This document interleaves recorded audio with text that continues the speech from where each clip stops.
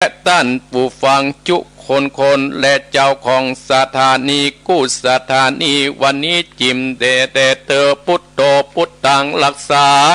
ธัมโมธัมมังรักษาสังโฆสังฆังรักษาพุทโธพุทธังอะระหังธัมโมธัมมังอะระหังสังโฆสังฆังอะระหังพุทโธพุทธังกันอาธัมโมธัมมังกันอาสังโฆสังฆังกันอาพุทโธโปกธัมมังปิสังฆังมิตรอายุวันโนสุขังพลังสาธุสาธุสาธุโอมนะโมนะอานาลายนะมัสการถวายพระอินทร์ส่วนผู้อยู่จะพาเธอจริงเสด็จลงมาจากจันฟ้ามาถึงแม่น้ำอานุมาแล้วเธอจริงกำขวดแก้วมายื่นให้ตัวเองกูแล้วใจกูไปลดจางลดมาลดคนผีบาอยู่กลางเมืองลดคนเคืองและคนเหงาและคนต้องอาธิการคึดโกงการลดผักลดยาลดกาวคาข้าวกาข้างฝั่งนาลดฟักลดแปงลดแต่งลดเตาลดคนอยู่สั่งลดข้าวขาขมิ้นขิงขากล้วยอ้อย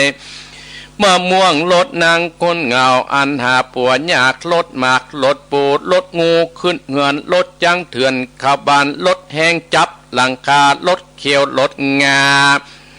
ลดอันเป็นภัยกาดและเธอจริงจับตนต่อตนจับไปต่อไปตนมันฝากพระนาลายไปมันฝากพระแม่ธรณี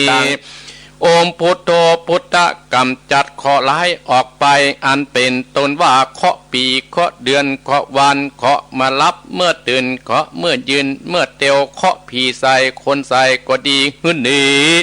คดคายออกจากตนตัวเองข้าพเจ้าท่านผู้ฟังและเจ้าของสถานีกู้สนีหื้นหนีไปอยู่นอกจักกะวาลเขาหนีไปสู่ป่าหิมมาปานปูนโอมธัมโมธัมมาสกำจัดเคาะลายออกไปจักทนไข้จากตนตัวเองข้าพเจ้าและท่านผู้ฟังที่รับที่อยู่ที่กินของท่านผู้ฟังจุคนนะอมสังโฆสังฆากำจัดเคาะลายออกไปอันเป็นว่าเคาะปีเคาะเดือนเคาะเมื่อวันเคาะเมื่อรับเมื่อตื่นเคาะเมื่อยืนเมื่อเตียวเคาะเมื่อเลวเมื่อพอเคาะเมื่ออูเมื่อจาเคาะเมื่อคืนและเมื่อวันที่เฮาบ่ฮู้บ่หานเคาะคนใส่ก็ดีผีใส่ก็ดีเคาะมาตั้งบกตั้งน้ำตั้งไปบนหนอากาศอันว่าเฮาเป็นคนทำบัดดาสมานบ่ฮู้บ่หานบัดนี้ขอเชิญคุณของพระพุทธเจ้าพระธรรมเจ้าพระสังฆเจ้าจงมาปัดขอไล่เสนียดจังไรออกจากบ้านจากจองยังตนตัวเองท่านผู้ฟังและเจ้าของสถานีฮึบหนีไปอยู่นอกจักกะวาลหื้นหนีไปอยู่ในป่าหิมมาป้านคนทำบรรดาหมู่เฮาตั้งหลายไปเปิดถึงปุนและนาโอมฮูโลฮูโลสวะหายโอมฮูโลฮูโลสวะหายโอมฮูโลฮูโลสวะหายอายุวันโนสุขังปะลังเอาศรัทธาญาติโยมทั้งหลายอาตมาภาพได้ได้จ๋าได้ปาศรัทธาญาติโยมสวดพุทธคุณธรรมคุณและสูตรกรรมฐานแบบโบราณฮือศรัทธาญาติโยมแบบผู้เฒ่าผู้แก่จัดปังก่อนครูบาอาจารย์ได้ว่าในวัดในวาเป็นปิที่เรียบร้อยแล้วอาตมาภาพก็ขอฮือบุญที่อาตมาภาพได้ทำกุศลที่อาตมาภาพได้สร้างและบุญกุศลที่ศรัทธาญาติโยมบรรดาพ่ออุ้ยแม่อุ้ยพ่อออกแม่ออกพี่น้องศรัทธาญาติโยมทั้งหลายได้กระทำแล้วก็ขอฮือมากำจุอุดหนุนฮือศรัทธาญาติโยมบรรดาพ่ออุ้ยแม่อุ้ยพ่อออกแม่ออกพี่น้องศรัทธาต้านผู้ฟังทั้งหลายคือมาเป็นเกาะแก้วไข่กำมาปกอำสามปริสาอย่างตนตัวของคณะศรัทธาญาติโยมทุกท่านทุกคนมาแล้วศรัทธาญาติโยมซึ่งวันนี้ก็เป็นภาระหน้าที่ที่อาตมาภาพพระครูวรธรรมมนาถเจ้าอาวาสวัดหนองเฮียงตำบลสันติสุขอำเภอตรอดจังหวัดเชียงใหม่ ได้รับภาระหน้าที่ทุกวันติดศรัทธาญาติโยมอาตมาภาพก็ขอขอบพระคุณอนุโมทนากับศรัทธาท่านผู้ฟังทั้งหลาย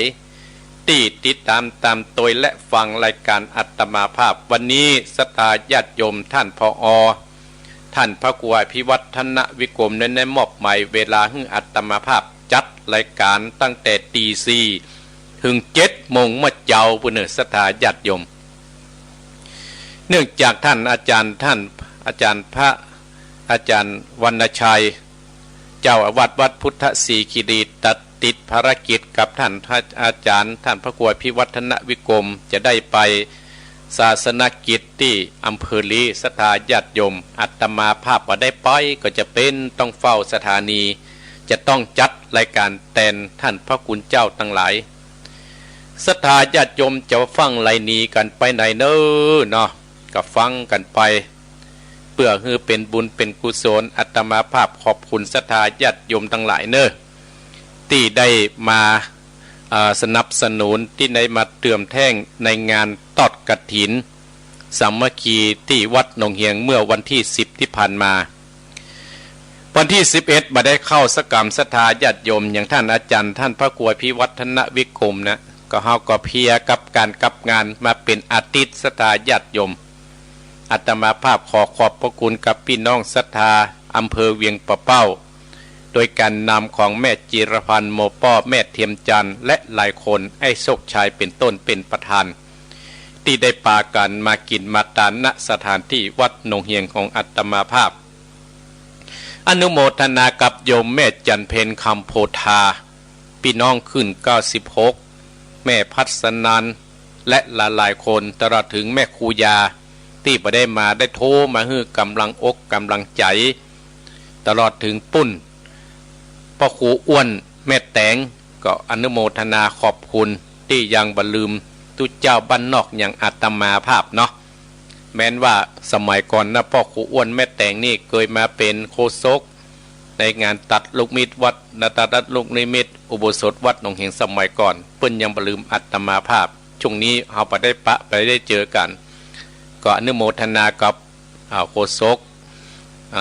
พ่อครูอ้วนแม่แต่งเป็นต้นเป็นประธานศรัทธาญาติโยมแต่ขึ้น96ที่รักฟังและโทรมาให้กำลังอกกำลังใจตลอดพี่น้องคณะศรัทธาบ้านเหล่ายาวใต้โอ้นักหน้าปาตานตระกูลยะยองก็มานักศรัทธาญาติโยมตระกูลยะยองก็มานักมาหลายอาตมาภาพตักปทั่วประถึง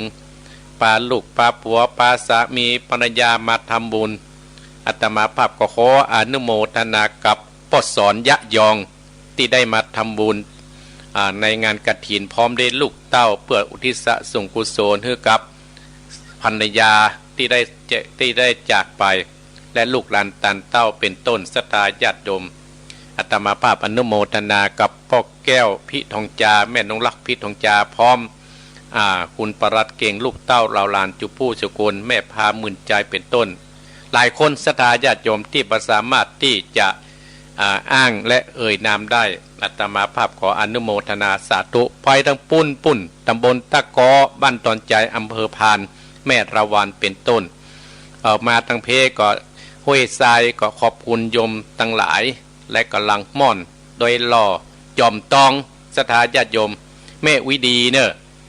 แม่วิดีร้านโทรศัพท์ตลอดถึงโยมพี่ตายที่ฟังรายการอาตมาภาพอาจจะไม่ได้ตักได้ตาเนาะก็ขอสุมาอาภัยขอขอบคุณศรัทธาญาติโยมพดไปปุ่นบ้านกลางดงพดไปปุ่นดังอำเภอแม่วางนักหนาป้าป้านศรัทธาญาติโยมมานึกว่าศรัทธาญาติโยมจะหลั่งไหลกันมาการเลี้ยงดูก็อาจจะขาดตกบ่อยเพราะพ้องขอสุมาอาภัยโดยนอกศรัทธาญาติโยมมาแล้วศรัทธาญาติโยมก่อนที่จะได้อู้ได้จ่าศรัทธาญาติโยมวันที่21อาตมาภาพก็จะได้ไปทอดกฐินที่วัดสิมพีมงคลตำบลบ้านแมอำเภอสันปะตองศรัทธาญาติโยมเวลา 13 นาฬิกาเวลากินข้าวตอนแล้ววันที่22ก็กฐินวัดหนองหอยวัดทกมือกฐินสัญจรอาตมาภาพก็ไปร่วมศรัทธาญาติโยมที่ไปได้ไปร่วมปุ้นฮอดศรัทธาญาติโยมติดภารกิจเวลาบ่าย 2ก็ที่วัดหนองห้วยเก่าแต่โยมเชิดพงษ์พร้อมได้ทีมงานตระกูลกินกิวแก้วเพื่อนจะได้ใบตอดสาวกับวัดด้วยกันสตาเวลา16ก็จะไปพร้อมกับที่วัดทกมือตำบลโดยหล่ออาตมาภาพก็จะได้ไปร่วมกินร่วมทานเพื่อสร้างบุญสร้างกุศลกับศรัทธาญาติโยมบุญกุศลเนี่ยศรัทธาญาติโยมเฮาก้วยสะสมไปกำน้อยศรัทธาญาติโยมสะสมไปกำน้อยแล้ววันที่24ศรัทธาญาติโยมก็เชิญพี่น้องศรัทธาญาติโยมไปวัดเหล่ายาวใต้อาตมาภาพก็จะไปนะ ขอโทษเนอะอาตมาภาพก็จะไปวัดเหล่ายาวใต้เพื่อไปตอบแทนทดแทนบุญคุณของศรัทธาญาติโยมที่ได้มากินได้มาทานจากวันที่24แล้วก็จะไปวัดม่อนห้วยแก้วเนี่ยจากวัดม่อนห้วยแก้วแล้วก็จะไปวัดห้วยน้ำขาวบ้านเกิดอาตมาภาพศรัทธาญาติโยมเนี่ยกาลเวลามันก็จะเปลี่ยนแปลงไปศรัทธาที่อาตมาภาพนี่อาตมาภาพก็จะได้ไปกินไปทานนะเพราะว่าไปทดแทนผู้มีพระคุณเนาะศรัทธาญาติโยมศรัทธาญาติโยมใกล้ไหนกับไปหั่นศรัทธาญาติโยมบ่ได้ไปวันนี้กับไปวันหน้าเพราะว่าบุญกุศลเนี่ยสร้างไปเตอะสะสมไปกำน้อยศรัทธาญาติโยมอีพ่ออีแม่ศรัทธาญาติโยมคนเฮาเนี่ยมี2ด้านด้วยกันและก็เหรียญอันนี้ก็มี2ด้านด้วยกันในพระพุทธศาสนาเฮาก็มี2ด้านด้วยกันก็มีบุญและบาปศรัทธาญาติโยมแต่คนเฮานั่นก็มี2ด้านก็คือด้านมืดและด้านสว่างเนี่ยคนเฮาเนี่ยทุกคนมีเหมือนกันกูคนศรัทธาญาติโยมด้านมืดด้านสว่างด้านสว่างนั่นก็คือเฮาได้สะสมสร้างบุญสร้างกุศลกันมาความด้านมืดนั้นเฮาก็ต้องมีการแก้ไขเพราะจิตใจคงโคนเฮาเนี่ยศรัทธาญาติโยมก็มีด้านมืดเหมือนกันกูคนที่คนเฮามีด้านมืดด้านเฮาจะแก้ไขอย่างไรถ้าเป็นโลกมนุษย์ถ้ามันมืดเฮาก็จะต้องตามไฟถ้าเมื่อคืนมันแบบแจ้งเฮาก็ต้องเปิดไฟแต่ถ้าจิตใจเฮามืดมันมนเฮาจะเงียบอย่างไรเฮาก็ต้องมันสร้างบุญสร้างกุศลศรัทธาถ้าเฮามันสร้างบุญสร้างกุศลความมืดมันก็จะลดจางลงไปแล้วก็จะเกิดสว่างสวายขึ้นในจิตในใจของเฮาอย่างบรรดาศรัทธาญาติโยมบรรดาป้าอุ้ยแม่อุ้ยป้าออกแม่ออกขึ้นสีขาวของเฮาเนี่ยขึ้นสีขาวของเฮาเนี่ยศรัทธาญาติโยมวิทยุดับไปหันแต่เน็ตให้จะดับนี่นั่นมาพอนี่เนอะศรัทธาญาติโยมรู้สึกว่าเน็ตนี่มันดับเจ้าหน้าที่ถอดก่อนเนาะ แม่นก่อนเน็ตมันดับญาติโยมทั้งหลายวิทยุดับไปเนอะแต่ทางอินเทอร์เน็ตยังดีอยู่ตึกหน่อยศรัทธาด้านมืดด้านมืดเนาะด้านมืดเฮาก็จะด้วยการสร้างบุญสร้างกุศลศรัทธาญาติโยมสร้างบุญสร้างกุศลมันก็จะสว่างขึ้นศรัทธาญาติโยมบรรดาพ่ออุ้ยแม่อุ้ยพ่อออกแม่ออกพี่น้องศรัทธาญาติโยมทั้งหลายก็อย่างที่อาตมาภาพจะได้อูดได้จ่าฮือศรัทธาญาติโยมนั่นก็คือปู่สอนเจ้าเนี่ยปู่สอนเจ้าก็ปู่ได้ไปสอนลูกสอนหลานเพราะว่าทุกคนเท่านั้นน่ะจะต้องมีอาวุธ9อย่างด้วยกันทุกคนเขาจะต้องมีอาวุธ9อย่างด้วยกันอาวุธนี้คืออย่างก็คือจะต้องเอามาป้องกันตัวเฮาศรัทธาญาติโยมเหมือนกับเฮาจะต้องออกไปลบไปสู้ศึกตั้งหลายเนี่ยถ้าเฮามีอาวุธถ้าว่ามีไอ้อย่างสู้เปิ้นน่ะเฮาจัดการศัตรูทุกคนนั้นลบกับศัตรูทุกวันนะศรัทธาญาติโยมอันอย่างคืออย่างศัตรูด้านจิตด้านใจเฮาด้านจิตด้านใจของเฮาเนี่ยมีศัตรูก็คือความขี้โลภของเฮาพ่องเปิ้นสั่งเปิ้นสอนเปิ้นบอกเปิ้นกล่าวบอกฟังพ่องเนี่ยปู่สอนเจ้าของเฮาน่ะมีอาวุธ9อย่างที่ทุกคนนั้นจะต้องมีไว้และเมื่อมีวันการหรือว่าไม่มีวันแพ้นะศรัทธาญาติโยมมี9อย่างมีอย่างพ่องศรัทธาญาติโยม1คือเฮาเนี่ยมีความเคารพ2คือเฮาเนี่ย2คือเฮาเนี่ยสนะใจมิตร3คือเฮานั้นคือ2คือมีความจริงใจ3คือเฮามีความอ่อนน้อม4คือเฮามีความเมตตา5คือมีความซื่อสัตย์6คือเฮามีความฮัก7คือเฮามีความเชื่อฟัง 8ให้มีความกตัญญู9ให้มีความอดทนแน่วแน่อาวุธ9อย่างเนี่ยศรัทธาญาติโยมเฮาจะต้องมีกับเนื้อกับตัวของเฮาเกิดมาแล้วเฮาจะต้องมีเมื่อเฮามีแล้วศรัทธาอีพ่ออีแม่พี่น้องศรัทธาท่านผู้ฟังทั้งหลายเฮาตึงมีวันแปะศรัทธาญาติโยมเฮาตึงมีวันการ1คือความเคารพศรัทธาญาติโยมความเคารพเนี่ยเฮาชนะอย่างชนะใจคนใหญ่ทั้งหลายถ้าเฮามีความเคารพนะเฮามีความชนะใจคนใหญ่ทั้งหลายศรัทธาญาติโยมโอ้ความเคารพเนี่ยเป็นที่ถ้าเฮามีความนอบน้อมต่อผู้ที่มีอายุมากอายุนักกว่าเฮาเนี่ยเฮาก็จะเป็นที่ฮักของคนทั้งหลายและเฮาก็จะเป็นที่ฮักของหมู่เทวบุตรเทวดาและเป็นที่ฮักของพวกผีปีศาจทั้งหลายความเคารพเนี่ยเป็นบ่อเกิดให้เฮาน่ะจะไปอยู่ที่ไหนคนก็จะฮักเฮาเปรียบกับคนที่มันมีความเคารพผู้รักผู้ใหญ่ศรัทธาญาติโยมยิ่งสมัยบเดียวยิ่งไปใหญ่ศรัทธาญาติโยมคนรักคนใหญ่นะบอกให้ละอ่อนนะบอกให้ฟังเพราะอย่างเพราะเฮียนมาสูงและใจปันตังที่ผิดกับหลายคู่หลายคนอาตมาภาพเนี่ยได้สั่งได้สอนลูกศิษย์ลูกหาอาตมาภาพมาโดยตลอดอาตมาภาพก็ออกมานักหลายคนศรัทธาญาติโยมเวลาเขาสั่งเขาสอนเนี่ยก็บอกให้ฟังพูดสุดท้ายมาก็บ่ได้ดิบได้ดีศรัทธาญาติโยมเฮามามีความเคารพผู้นำเฮามีความเคารพผู้หลักผู้ใหญ่ผลสุดท้ายก็ตุกอกตุกใจล้มและเนรนาศรัทธาญาติโยมมุลุนกับปีกมาหาเนี่ยอาตมาจะเล่าให้ศรัทธาฟังว่าความเคารพเนี่ยศรัทธาญาติชนะใจคนใหญ่อย่างใดอาตมาภาพมีลูกศิษย์คนหนึ่งศรัทธาเป็นอ่อนเจ้าดอยนะอยู่จังหวัดแม่ฮ่องสอนแต่ก่อนนี่โอ้ตุกศรัทธาญาติโยมอาตมาภาพก็จะป้อนข้อมูลใส่ในอกใส่ในหัวในจิตในใจแกจนปัจจุบันเนี่ยแกมีอ้าปากลืมตาได้ศรัทธาญาติโยมปัจจุบันตก2-3 คืนก็มาพักกับอาตมาเดปิกบ้านเพิ่นละอยู่ในจังหวัดเชียงใหม่อาตมาอู้เรื่องบุญเรื่องกุศลนะศรัทธาญาติโยมโอ้มันสนใจละอ้อนนี่นะแต่เพิ่นเป็นแห่งศาสนาหนึ่งนะศรัทธาญาติโยมแต่มาอยู่กับอาตมาภาพ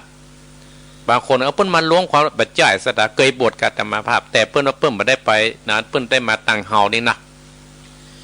อันเนี้ยเพราะฉะนั้นความเคารพชนะใจคนใหญ่จะเฮียนจบปริญญาตรีกาปริญญาโทกาศรัทธาญาติโยม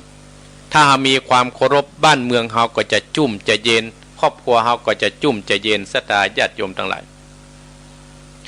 2มีความจริงใจความจริงใจชนะอย่างชนะใจมิตรชนะใจเปื้อนชนะใจคนทั้งหลายความจริงใจเนี่ยอยู่ที่ไหนก็จะมีความสุขที่หั่นอยู่ในครอบครัว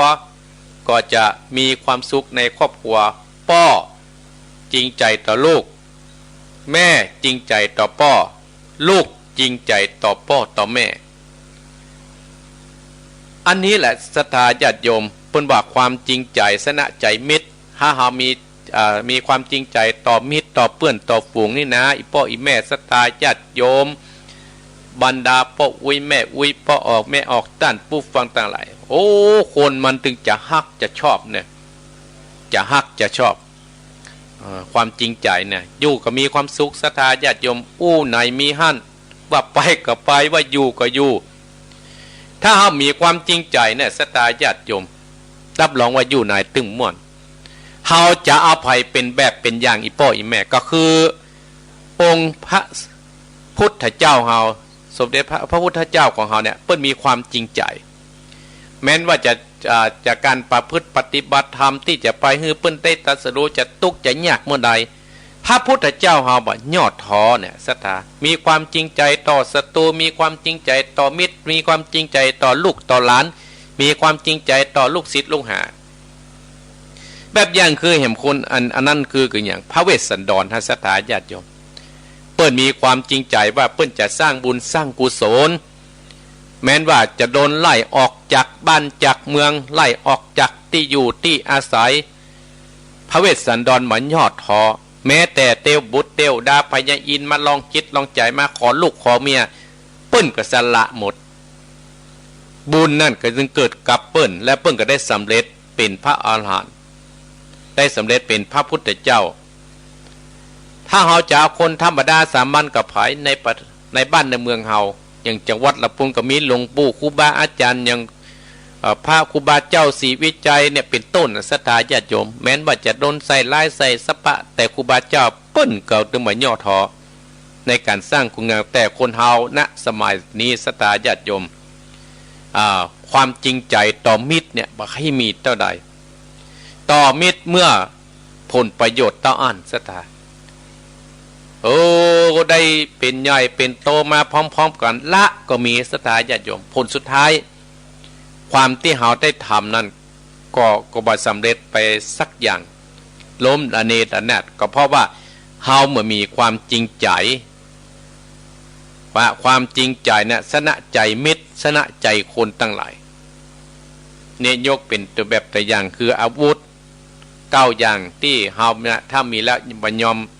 การบ่ยอมแพ้สดา1มีความเคารพชนะใจคนใหญ่2ความจริงใจชนะใจมิตร3ความอ่อนน้อมชนะใจคนศรัทธาญาติโยมความอ่อนน้อมถ่อมตนเนี่ยศรัทธาญาติโยมบรรดาพ่ออุ้ยแม่อุ้ยพ่อออกแม่ออกพี่น้องศรัทธาญาติโยมความอ่อนน้อมถ่อมตนเนี่ยชนะใจคนตึงมดตึงมวลอีพ่ออีแม่ก็จะพ่อคนตั้งหลายได้เป็นใหญ่เป็นโตละเพิ่นยังมีความอ่อนน้อมเคยปฏิบัติจะได้เคยทำจะได้เนี่ยต่อไปเพิ่นถึงได้เป็นได้ดำรงตำแหน่งต่อไปเมื่อมีได้ลงเลยศรัทธาญาติโยมก็เพราะว่าคนเฮาเนี่ยมีการอ่อนน้อมถ่อมตนชนะใจคนทั่วไปญาติโยมทั้งหลายจะหันว่าครูบาอาจารย์บางครูบางตนโอ้เพิ่นอ่อนน้อมหรอเพิ่นยกมือไหว้โอ้อาตมาภาพหันหลายตนหลายองค์หรอโอ้เฮาจะว่าโอ้ครูบาอาจารย์รูปนี้เพิ่นอย่างไม่อีดเหลือเนาะไหว้ตั้งแต่ห่างแถวสดเก้าแถวบนแถวถึงห่างแถวตั้งห่างแถวพดถึงตั้งเก้าอาตมาภาพหันและทึ่งในน้ำจิตน้ำใจของครูบาอาจารย์แต่กับคนที่ศรัทธาญาติโยมละอ่อนเยอะแยะละอ่อนน้อยโอ้ได้เป็นใหญ่เป็นต้นลืมศรัทธาญาติโยมลืมมาแจ้ขึ้นสีขาวนะ ลืมศรัทธาญาติโยมเฮายกมือไหว้เด้อบ่เขายกอาตมาหันเพิ่นส่งเฟซส่งไลน์กันเนาะบ่เด่นน่ะเอายศเอานี่มาบังมาบดมาบังผู้หลักผู้ใหญ่เอายศใหญ่ๆ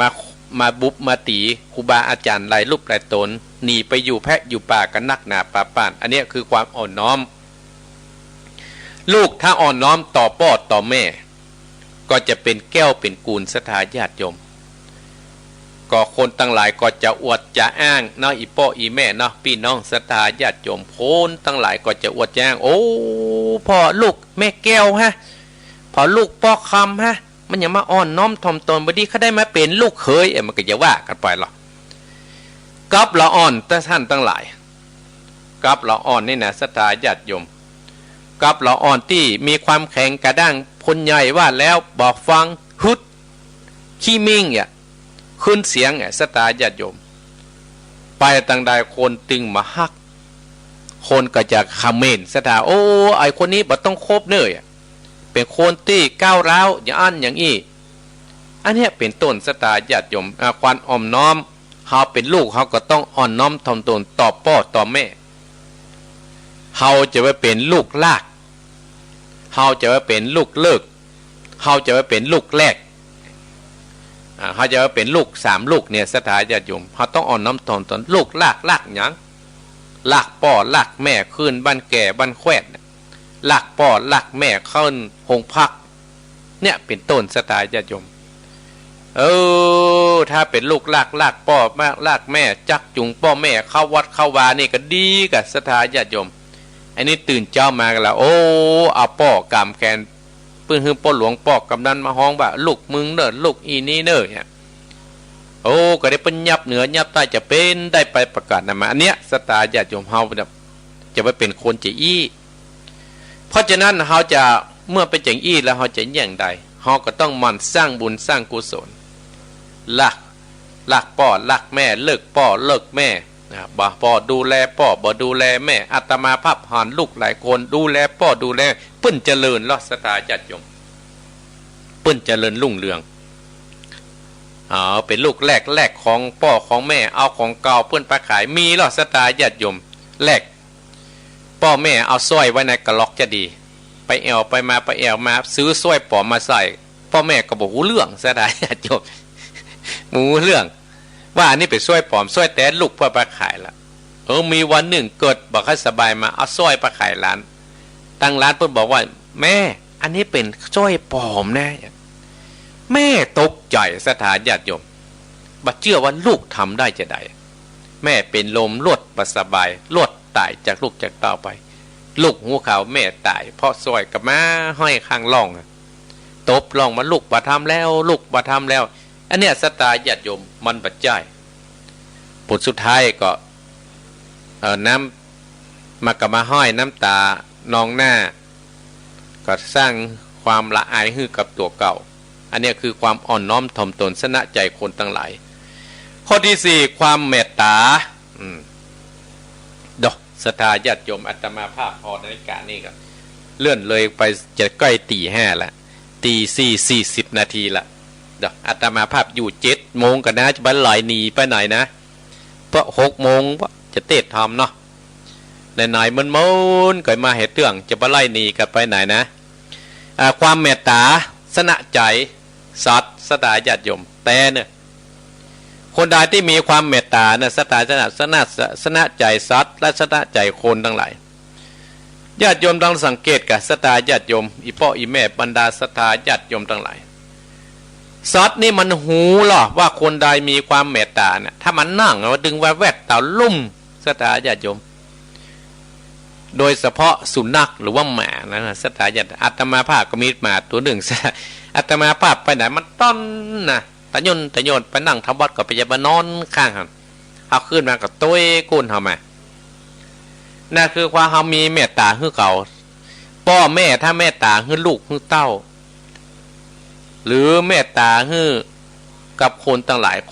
ก็จะอวดจะอ้างสถาญาติโยมเนี่ยความเมตตาชนะใจสัตว์ทั้งหลายชนะใจสัตว์ใจความซื่อสัตย์ชนะใจคนเนี่ยเราจะมีมิตรความซื่อสัตย์ชนะใจคนถ้าอยู่ในครอบครัวผัวมีความซื่อสัตย์ชนะใจเมียใจลูกใจเต้าผัวถ้ามีความซื่อสัตย์เนี่ยชนะใจภรรยาและถ้าเป็นระดับผู้นำนะชนะใจคนทั้งหลายเป็นตู้เจ้าก็ตามถ้าเรามีความซื่อสัตย์ว่าจะได้เป็นจะนั่นนี่นะเขาได้ก็ขอไอ้นะสตาญาติโยมรับรองว่าชนะใจศรัทธาเขาอยากได้อันอย่างนี่นะสตาญาติโยมโอ้ได้ดังใจแต่เนี่ยเพราะอย่างบุญกุศลที่เราทำมันนะสตาญาติโยมได้ทำนะก็ได้มาอุดหนุนได้มาจุนเจือเฮาแล้วเฮาก็จะแยะอย่างมันก็ง่ายเฮาทำอย่างก็ง่ายอย่างอาตมาภาพยกตัวอย่างอย่างวัดหนองเหียงนี้เป็นต้นสตาญาติโยมตะกอนเป็นวัดน้อยๆนะวัดน้อยๆนะสตาญาติโยมก็เฮาอาตมาภาพก็มีความซื่อสัตย์ต่อศรัทธาพอออกศรัทธาก็โอ้มีการมีงานน่ะช่วยเติมช่วยแห้งช่วยกันทนุบำรุงวัดวาอารามถึงเจริญก้าวหน้าไปหันระดับหนึ่งศรัทธาญาติโยมอาตมาอย่างถึงวันโอ้เฮามีความสื่อสัตย์ก่อศรัทธาอย่างวันเดียวเนี่ยอาตมาว่าโอ้ศาลาใหญ่ที่เฮาต่อเติมที่เฮานี่แหละก็ได้ความสื่อสัตย์ต่อเช่าของร้านศรัทธาญาติโยม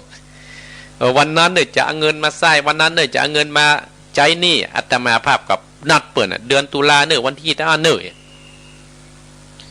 ก็สร้างความพอใจให้เจ้าของร้านกับเราว่าท่านมีอย่างกับบอกเนอะจะเอาไปเตอะอาตมาภาพดำเนินการแบบนี้มาเมื่อสถาวัดถึงเป็นขนาดนี้ต่อไปอาตมาภาพตั้งใจว่าจะสร้างโรงครัวเพราะว่าโรงครัววัดหนองเหียงมันมีสถาญาติโยมมันมีถ้วยจ้อนกว่าบ่มีที่ไว้มีกับอิสระเก่าๆพุทโธเมื่อสมัยอาตมาภาพมาอยู่ใหม่แล้วโรงครัวหลังนี้นะก็ประเดี๋ยวอาตมาภาพแปลงที่รับที่อยู่ที่กินที่ทำบุญเนี่ยดีละ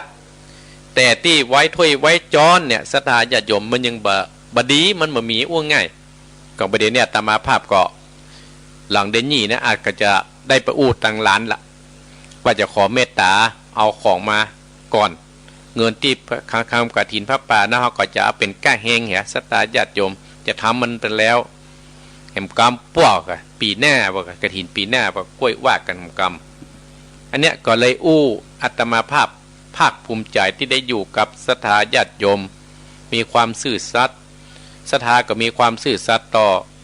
วัดนั้นๆต่อครูบาอาจารย์ไม่มีอย่างมาอยู่ในจิตในใจความลักษณะใจศัตรูสถาญาติโยมความฮักนั่นนะความฮักของคนเฮาเนี่ยมีการกูคู่กูโคนสถาญาติโยมทั้งหลายความฮักของคนเฮาเนี่ยมีการกูคู่กูโคนความฮักของพ่อกับอย่างความฮักของแม่กับอย่างความฮักของเจ้าอาวาสมีต่อลูกศิษย์ลูกหากับอย่างความฮักต่อที่รับที่นอนกับแหมอย่างสถาญาติโยมความเชื่อฟังความฮักชนะใจศัตรูความเชื่อฟังชนะใจครูความเชื่อฟังชนะใจครูฮับเป็นละอ่อนเป็นผู้ที่เป็นนักเรียนนักศึกษาเอนะสถาญาติโยมเนาะฮับเป็นนักศึกษาเป็นนักเรียนเนี่ยถ้าเรามีความเชื่อฟังครูบาอาจารย์เป็นพระน้อยเชื่อฟังตู้หลวงเนาะเชื่อฟังครูบาอาจารย์เนี่ยมันก็จะดีสถาญาติโยมเนาะกชนะใจครูลูกหลานตานเต้ากระตำอันเนี้ยเป็นต้นเป็นประธานความกตัญญูสถาญาติโยมนี่ตึกที่ความกตัญญูนี่ก่อนข้างแหม2 รายการนี่ก็เร็วพอไปตั้งนี้นี่ข้างแหม15 นาทีก็เร็วขึ้นไฟหินเพื่อจะตัดละขึ้นที่กระไก่ขึ้นฝั่งอาจจะตัดก็ได้อาตมาภาพก็ยุดไว้ที่นี่ก่อนตึกที่ความเชื่อฟังและอาตมาภาพก็อนุโมทนากับศรัทธาญาติโยมนี่ที่เปิ้นเข้ามาตั้งลายก็หมายมีเมตจันเพนคำโพธา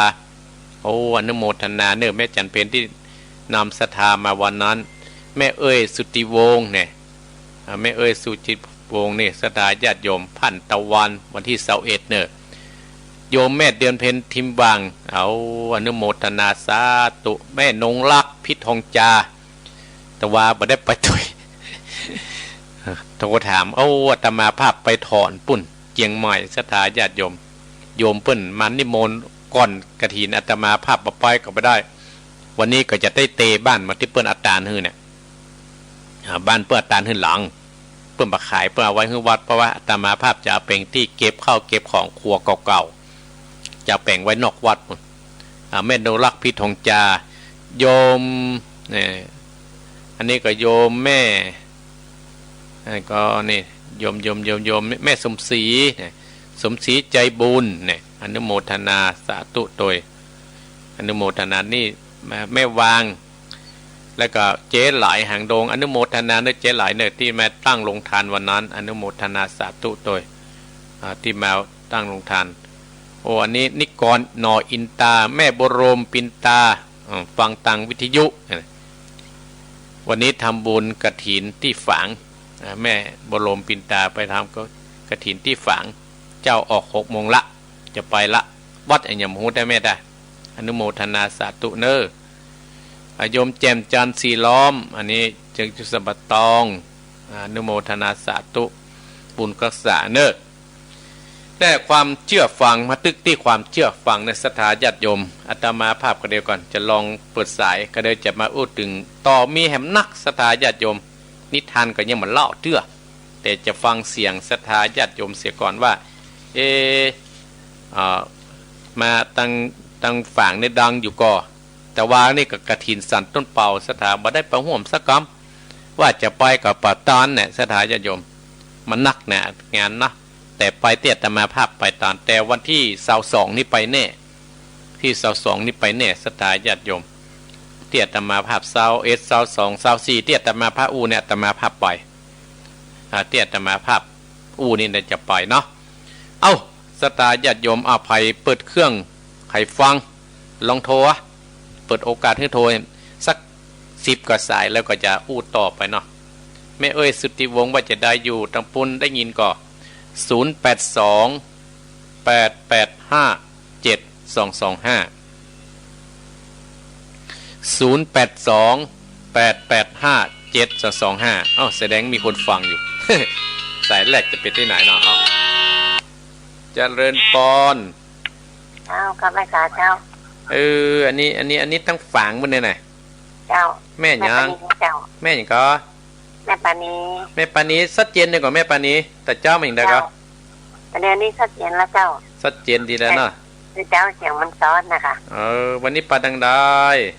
วันนี้จะไปทำบุญทอดกฐิน2ที่ไหน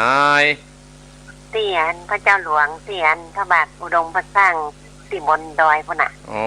นุโมทนาบุญกฐินคุ้มครองรักษาเจ้าที่ลุ่มนี่ก็ว่าสินันใจหิมพระบาทอุดมหิมวัดพระบาทอุดมของตีบุญรักษาในแม่เนอเจ้าขยักหลังได้เนาะกันหึงในกะอาตมาก็นักนะท่านอาจารย์บรรยกกันหลายเจ้างานนักกันก็เป็นบุญเป็นบุญของเฮาแม่เนาะเจ้าอนุโมทนาสาธุเนอเจ้ากำลังใจท่านนะเจ้าข้าพเจ้าเจริญปอนไหว้สาเจ้าท่านพระครูอยู่ที่ไหนแม่สีทอนหนองบัวสารการเจ้าลืมกันแล้วแกฝางแม่แห้งแม่สีทอนว่าจะได้ใส่ประกันฟังแต่เจ้าแล้วนะเจ้าใส่ฟังแต่เจ้าเลยเนาะเจ้าไปได้ฟังท่านเป็นจันเมินหายไปไหนเนี่ยวันนั้นมีงานกับไรอีทแม่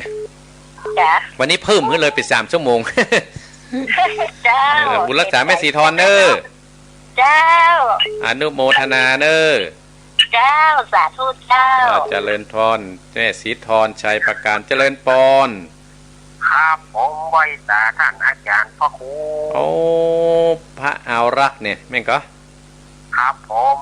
เน้นรักว่าจะได้เน้นวันนี้สละกฐินแล้วหรือยังที่วัดแล้วไปแล้วครับแล้วเมื่อวันที่11นะครับแต่ว่าปล่อยเนี่ยผมมาได้ปล่อยสักกรรมเลยเนี่ยพวกงานนอกครับเป็นยังเอาบุญก็เอาบุญไปกันบุญมาเผื่อกันน่าแกเนาะครับสบายดีเนาะครับสบายดีฟังอยู่เนอะอันนี้กับฟังเน้นเหมือนกันเนอะ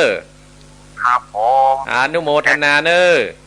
ครับเป็นกำลังใจท่านอาจารย์พระครูนะครับเด้อครับขอบคุณอนุโมทนาสาธุเนอะครับไว้สาครับจะขอบคุณเจริญปอนสตาจะจมลองโทรมานี่สามเณรลักใส่ใต้แม่ปานีฝังแม่สีทอนชัยประการตั้งดอยเต่าเนาะตั้งตัวเต่าบ้านตานพุ่นเนาะจะมีว่าเนาะถ้ามีก็0828857225เหลียวประพอในกันเนี่ยสถานีแต่ละสถานีอาจจะเปิดแล้วเพื่ออาจจะเปลี่ยนลายไปจะมีการทดแทนกันก็ได้สถาญาติโยมส่วนอาตมาภาพนี้ก็จะอยู่กับพี่น้องศรัทธาญาติโยมท่านผู้ฟังเนี่ยถึง7 โมงตามที่ท่านพระครูพิวัฒนวิกรมได้บอกได้กล่าวโทรมา0828857225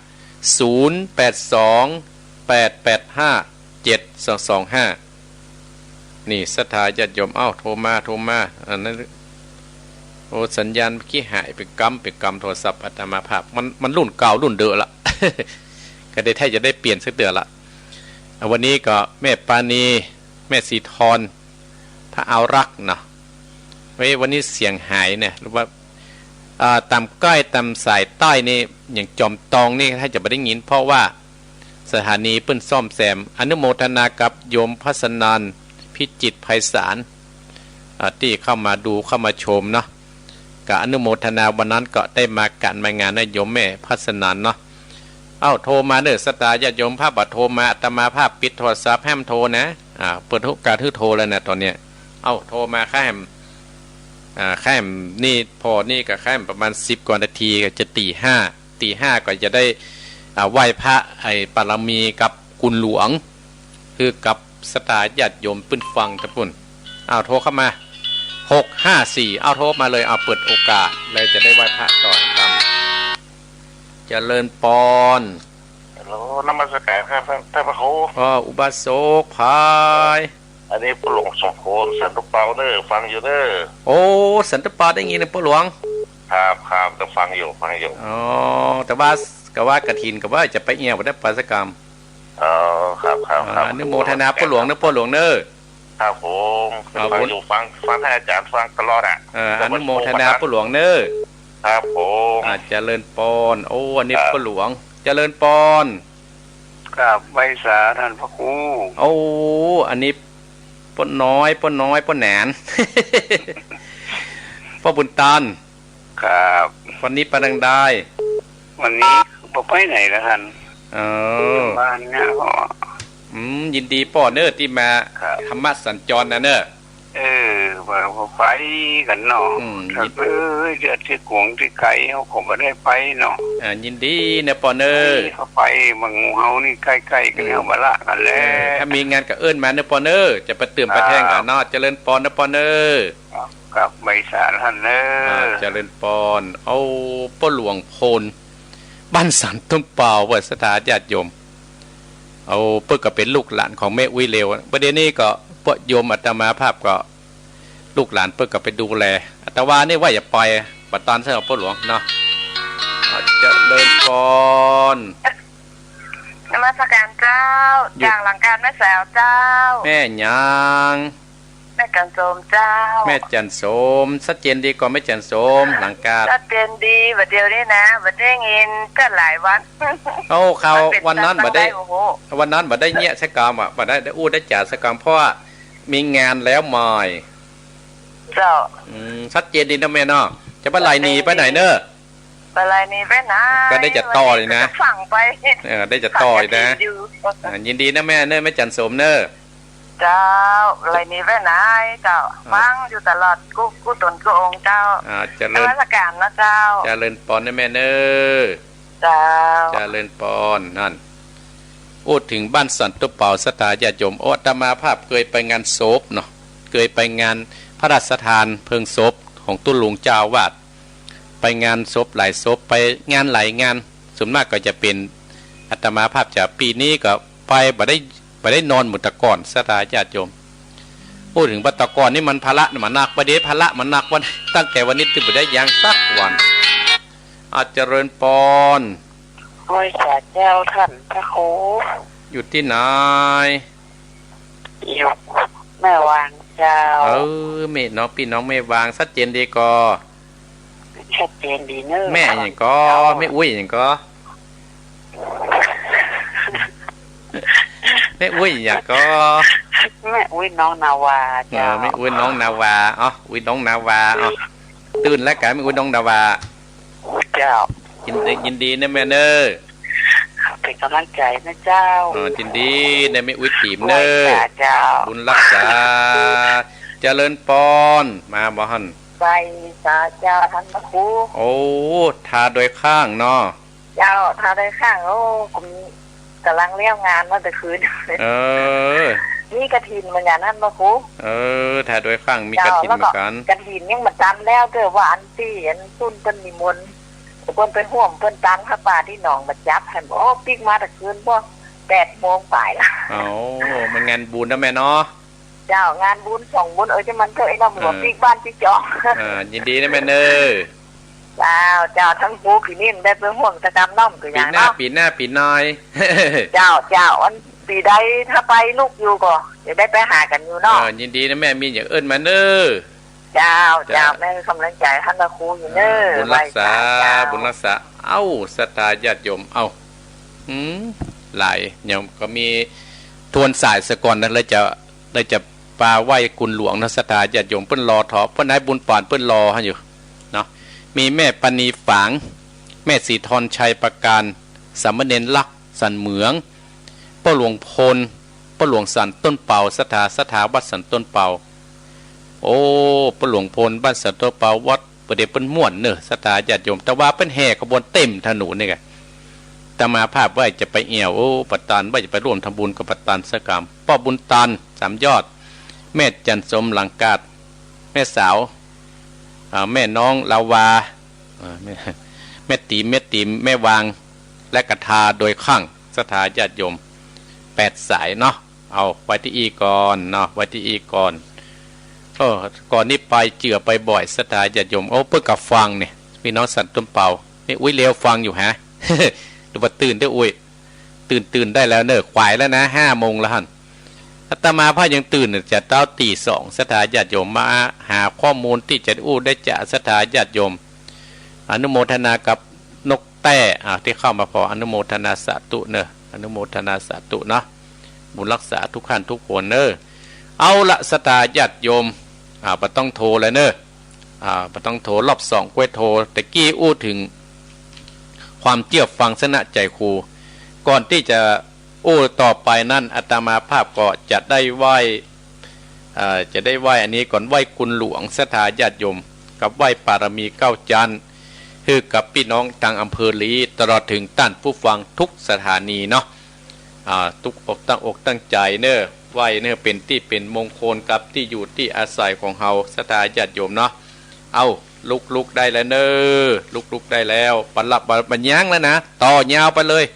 แอมกล้ามจะเตะทำต่อยาวไปเลยเอาตั้งอกตั้งใจไผได้ไหว้ตัวก็จะเป็นมงคลไล่เสนียดจังไรออกจากบ้านจากจองเนี่ยบัดนี้เนอะเอากราบหมอนเนอะคนลุกมาลุ้นนี่นะกราบ1กราบ2กราบ3เอาไหว้พระเสียก่อนเนาะไหว้แหมล้อมการที่เฮาไหว้บ่อยๆมันเป็นมงคลนะสถาญาติโยมอย่างที่อาตมาภาพว่าคนเฮาเนี่ยมีอยู่2ด้านด้วยกันมีด้านสว่างและด้านมืดด้านสว่างนี่ด้านสว่างด้วยศีลด้วยธรรมด้วยการไหว้ปารมีครูบาเจ้าก็ดีด้านมืดนี่เฮาก็ด้วยการไหว้ด้วยการทำบุญสร้างสะความมืดความนี้ก็จะจางหายไปเหมือนกับน้ำเหมือนกับสีดำเฮาสีขาวใส่กำน้อยก็ด้วยมันก็จะการไปสถามันอาจจะเป็นสีเทาไปพ่องอันเนี้ยด้วยบุญด้วยกุศลที่เฮาได้ปากันไหว้ณบัดนี้เอ้าตั้งอกตั้งใจจะไหว้คุณหลวงเลยเนอะเอาไหว้เนาะอรหังสัมมาสัมพุทโธภควาพุทธังภควันตังอภิวาเทมิกาบสวะขาโตภควตาธัมโมธัมมังนัมมัสสามิกาบสุปฏิปันโนภควโตสาวกสังโฆสังฆังนัมมามิกาบสาธุอะหังบันตามิสิตตาสาอิติปิโสภควาเอกาวิสสติปิตาคุณังข้าก่ออารัตตนากุลปะปิตาเสาเอจุงมาอยู่กามกวาทวาทัสสามาตาคุณังข้าก่ออารัตตนากุลปะบันดา12จุงมาอยู่กำสายเอกุณนาติงสาขาขออารัตตนากุลพระโพศพสาวเก่าจุงมาอยู่ตัวสัตลาพังกายเองข้าพเจ้าและท่านผู้ฟังจุคนนะสัพพัญญาสาพุทธกุณังกาโคอารัตตนากุลพระพุทธเจ้า56จุงมาเป็นกำแพงแก้ว7จันแวดล้อมตนตัวเองข้าพเจ้าและท่านผู้ฟังจุคนและเจ้าของสถานีกู้สถานีพุทโธพุทธกำจัดเคราะห์ลายออกไปสัพพสัตตุอย่าได้เข้ามาไกลที่อยู่ที่อาศัยจักกวาติมนตนจุงต่อยนีหือปนโดยติดจากคุณแห่งพระพุทธเจ้าอัตติงสาตัมมะกุฎนังกาโกอารัตตนากุลแห่งพระสัตตัมเจ้า38จุกมาเป็นกำแพงแก้ว7จันแวดล้อมมาต้นตัวแห่งข้าพเจ้าและท่านผู้ฟังจุคนคือว่าธรรมโมธรรมัดกำจัดขอไล่ออกไปสัพพสัตตุอย่าได้เข้ามากายที่อยู่ที่อาศัยจักกวาติมนตนจงต่อยนีหือปนโดยติจากคุณแห่งพระสัตธรรมเจ้า38นิเตอสังคาจาจุตตาเจวา ข้าก่ออาราธนาคุณเองพระสังฆเจ้า14จุกมาเป็นกำแพงแก้ว7จันแวดล้อมตนตัวเองข้าพระเจ้าและท่านผู้ฟังและเจ้าของสถานีกู้สถานีคือว่าสังโฆสังฆกำจัดเคราะห์ร้ายและสัพพะศัตรูอย่าได้เข้ามาไกลที่อยู่ที่อาศัยจักรวติมุนตนจงต่อยนี้คือโปนนาโดยเตจคุณแห่งพระสังฆเจ้า14ติลัตตนางอาหังวันตะเมสินดัสสาอิติปิโสภะกวาจาละคุณนางกาคอลัตตนาคุณพระอาจารย์10ตาจงมาอยู่ทั่วอาการ32อัตตกรรมมัตตนังกาคออาราตนาคุณพระกรรมมัตตันเจ้า18จงมาเป็นติพมนสสอนทวาทสาอาโปข้าก่ออาราตนาคุณพระโคงกา12เอกวิสัตติโทละนีกุณนางกาคอลัตถนาคุณพระทอละนีสาวเอสัตตะวะโยข้าก่ออาราตนาคุณลมเจตสะเตโชข้าก่ออาราตนาคุณไฟหกนำมาเรียกว่าธาตุทั้งสี่มีดินน้ำและลมไฟนี่เป็นที่พึ่งแห่งทรัพย์ปัสสัตตั้งหลายข้าก่ออาราตนามากำจัดกำจายนะตะโลโมตะไลพุทธสุนอายท่าสุนียะทนอยู่ได้นะกะโมกะกุสัตโตสัมปวหนตุจุงบังเกิดเป็นนาคือว่าพระโกนนา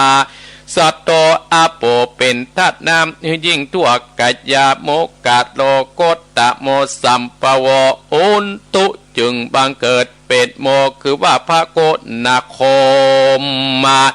เป็นธาตุลมหือเจือจามมังสะและโลมาพุทธกาโลกัสสะโปสัมปวอุนตุจุงบังเกิดเป็นปุถคือว่ากัสสะโปเป็นเตโชธาตุไฟลังลันสังหารพาปันอาสรลาพิษศัตรูตั้งหลายตั้งแต่เกสาโลมานากาตันตาตะโจมังสังมหาโดอาจิมิจังวากังอาตยังยะกาดนางกิโลมากังปิอากังปัปปะสังอันตาคุณนางอุตตาติยังกัดเต็นตามเป็นอานเสมางอุปโลอิตังเสโตเมโตอัจจุวัสสาเกงโกสิงกานิกาละสิกามุตตังมัตตะเกมัตตะลุงกันติเตวัติงสาทวัติงสามาทวัติงสามังกราปุงมุสัตตุมูสัตตุตั้งหลายอสรพิษกะติญญากันได้ยินถูกกล่าวพระกตาหือวิ่งหนีท่ากะโมโคตะโมสัมปวโอนตุจุงปังเกิดเป็นตาคือพระสีกยามุนีเป็นปัตตเวทัดินยะกะโดยะเมตตโยสัมปวโอนตุจุงบังเกิดเป็นยาคือพระศีริยะเมตไตเป็นอากาศาตุฝูงมุสลพิเอดาสัตว์ตั้งหลายตั้งแต่กิจาได้ยินถูกกล่าวพระกตากอดทนอยู่บ่ได้กาพระพุทธเจ้าจึงน้อมไหวคุณอากาศ10ตาคุณอัคราคุณอาการ21คุณอัครา33คุณนิสวาสคุณอัสวาสคุณปัสสวาสคุณศีล5ศีล8ศีล217คุณปัญญาคุณโสดาคุณสกิตตกาคุณอาละอันตาคุณมักสีปุณสีนับเป็นหนึ่งเป็นเก้านับปริยทัพนับเข้าไปแล้วเป็นกุณนาเป็นเสพคุณตานะศิรเนกกัมมะปัญญาวิทยากันติสัจจะอติตานะเมตตาอุเบกขาเตวัติงสาปะละมีสัมปันโนพุทโธอานันตติคุณโนวัตโสภะกวาอันว่าภัสสตาอนันตติคุณจัก ปะมานมิได้จุมโมนทิปะมนปะเจียนตั้ง84,000พระธรรมการตัดเสียถึงไปใน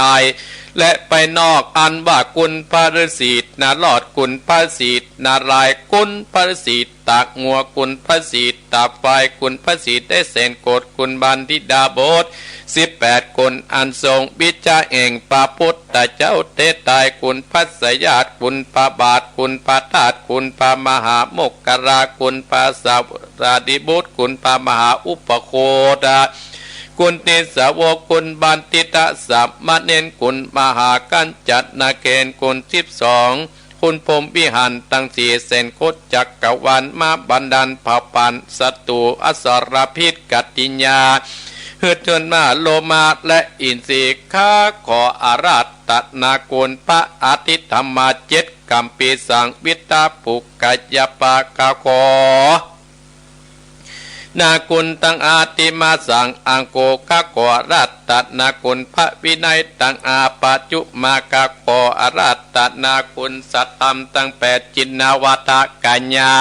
ข้าขออาราตนากุลใจญามาตะโตจุงนาเป็นดาบกเสกกาเอปมันตาบัดนี้ผู้ข้าขออาราตนามาอยู่กังสานผู้ข้าจะฟันโดยสนากรมคือพุทธังตัสสะมิธัมมังตัสสะมิสังฆังตัสสะมินะโมตัสสะสะนะโมนะโมตาดสัพพสัตตุก็ขาดเป็นปุงติดเรืออยู่ในอินทินีไปอยู่นอกจักรวาลกูจักองค์การนักกิงบันดาลกูจักสัตตะวันปะอิมมาปานฝูงหมู่ศัตรูหมู่มานก็ร้อนเล่นอยู่บ่ได้กูจักปิดตะวันกังเก่ากูจักเล่าพระคาถาอาสังวิสุโสโสปุสาปุปนะปิตังนาทวะกะลังสปิดพุทธสัพปติตังวันตังเก่ากูจักเล่าเป็นภคตาพุทโธจะมาชิโมเสโตสาลิปุตโตจัตกิจเนอุตตะเรมกะลันโนจะพานันโตปัจจิเมวัจจะโกตัญโยบุปปโตภะเกปยาเคขวัมปิอุปริอาติอาเนกเนจักกัสสโปอโรจิวะอิสาเนสัพเพเตพุทธมังกัตโยตโยปุจิตโตอุตินิทุโกติปันตโวมหาเตโสสัทธาโหนเตสยสุติภวันโตเตพี่น้องศรัทธาญาติโยมต่อไปไหว้ต่อแห่มน้อยหนึ่งสาธุสาธุพระปัญญาปัตตมีสามติตัสสาธุพระปัญญาปัตตมีวัดแวดล้อมวิติญญาปัตตมีอ้อมล้อมระวังดีศีระปัตตมีบางออกดาบเมตตาปัตตมีปัปเปตั้งปืนตานะปัตตมีเป็นปืนตั้งต่ออุเบกขาปัตลามีก่อเป็นเวียงสัจจะปัตตมีเวทระวังดีเป็นเมตตาขันติปัตตมีกลายเป็นออกดาบบังนาไม้และปืนไฟอาทิตฐานาปัตลามีหาปับไปจุแองแข็งแรงปับหมู่มันปีสั่งไปเป็ดทุกดาวเวทิตนางตอละนีอัศจรรย์เสือเหมือนปันอยู่กวางน้ำนาทีกวางตอกกวางแตกตีฟองนานองนานอกเป็นเกาตอกดอกไม้มาปูจาพระเกณฑ์ไตสัตตันปะพุทธังเลยจุงมาไปโปรดจุงมาอนุญาตโปรดปูกาเตะดีแม่นางตรณีออกมารีดม้อยผมอยู่ที่ท่าจังไรขัดกงาซับพ่นดินพ่นนันนารีลงพระไปก็อาบตับเต้าไปยามานเอาอาปุ่นกว่าไปยกมือตุนหัวเสยกาผู้กานี้ชื่อว่าลูกศิษย์พระพุทธเจ้าตนมีบุญสมปานพระพุทธเจ้าจริงตั้งพระปัญญาปัตตมีไว้เก้าจานตั้งไว้ตั้งนาก็ได้เก้าจานตั้งไว้ตั้งหลังก็ได้เก้าจานตั้งแต่หัวถึงตีนก็ได้เก้าจานตั้งแต่ตีนถึงหัวก็ได้เก้าจานเส้นว่าลูกปืนจากมาเสมอ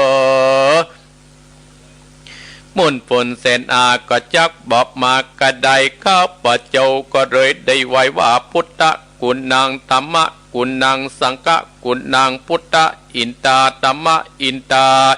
สังกาอินตาอัสสะเมตรณีผู้อยู่เหนือน้ำอยู่กำเป็นดินกันกัลเนเกิดถึงอย่างคุณพระปิตาคุณพระบรรดาคุณกุบาอาจา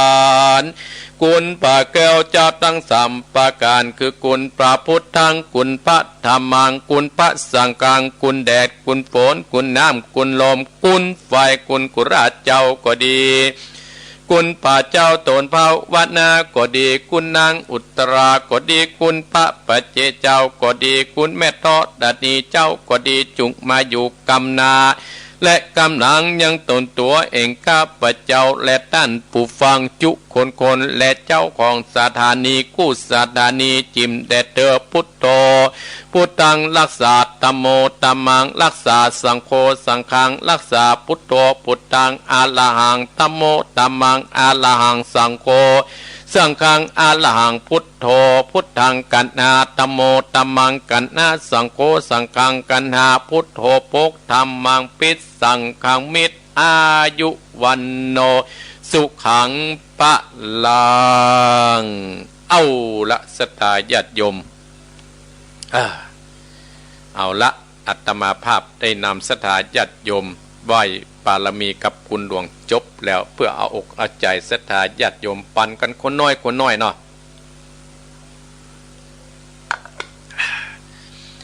สถาญาติโยมการที่เราจะชอบมันชอบมาเหมือนกันแล้วสถาญาติโยมเนาะเราถึงชอบมาเหมือนกันเหมือนกับเราท่านทั้งหลายเนี่ยค่ะบางคนก็ชอบเพชรบางคนก็ชอบเกมเนี่ยบางอย่างอาตมาภาพจัดรายการบางคนก็ชอบฮื้อไหว้พระเนี่ยบางคนก็ฮื้อชอบเทศธรรมบางคนก็ฮื้อชอบเปิดโทรศัพท์อาตมาภาพก็มารวบรวมสถาญาติโยมก็มาแบ่งปันกันไปตามส่วนเนาะก็จะเปิดสาย3เตื้อวันนี้นะวันนี้ปะเปิดเตื้อปะเปิดเตื้อสถาญาติโยมแห่งกรรมก่อนที่เราจะเทศธรรมก็เปิดแห่งกรรมแล้วก็สรุปเรื่องก็จะเปิดแห่งกรรมเอาละสถาญาติโยมตะกี้ได้อู้ถึงความเชื่อฟังสนะใจครูเนี่ยความเชื่อฟังสนะใจครูสถาญาติโยมก่อนที่เขาจะอู้ถึงว่าความเชื่อฟังคณะใจครูนั้นอาตมาภาพก็จะเล่านิทานให้สถาญาติโยมฟังให้เรื่องหนึ่งเนี่ยเพื่อเปลี่ยนบรรยากาศเนาะ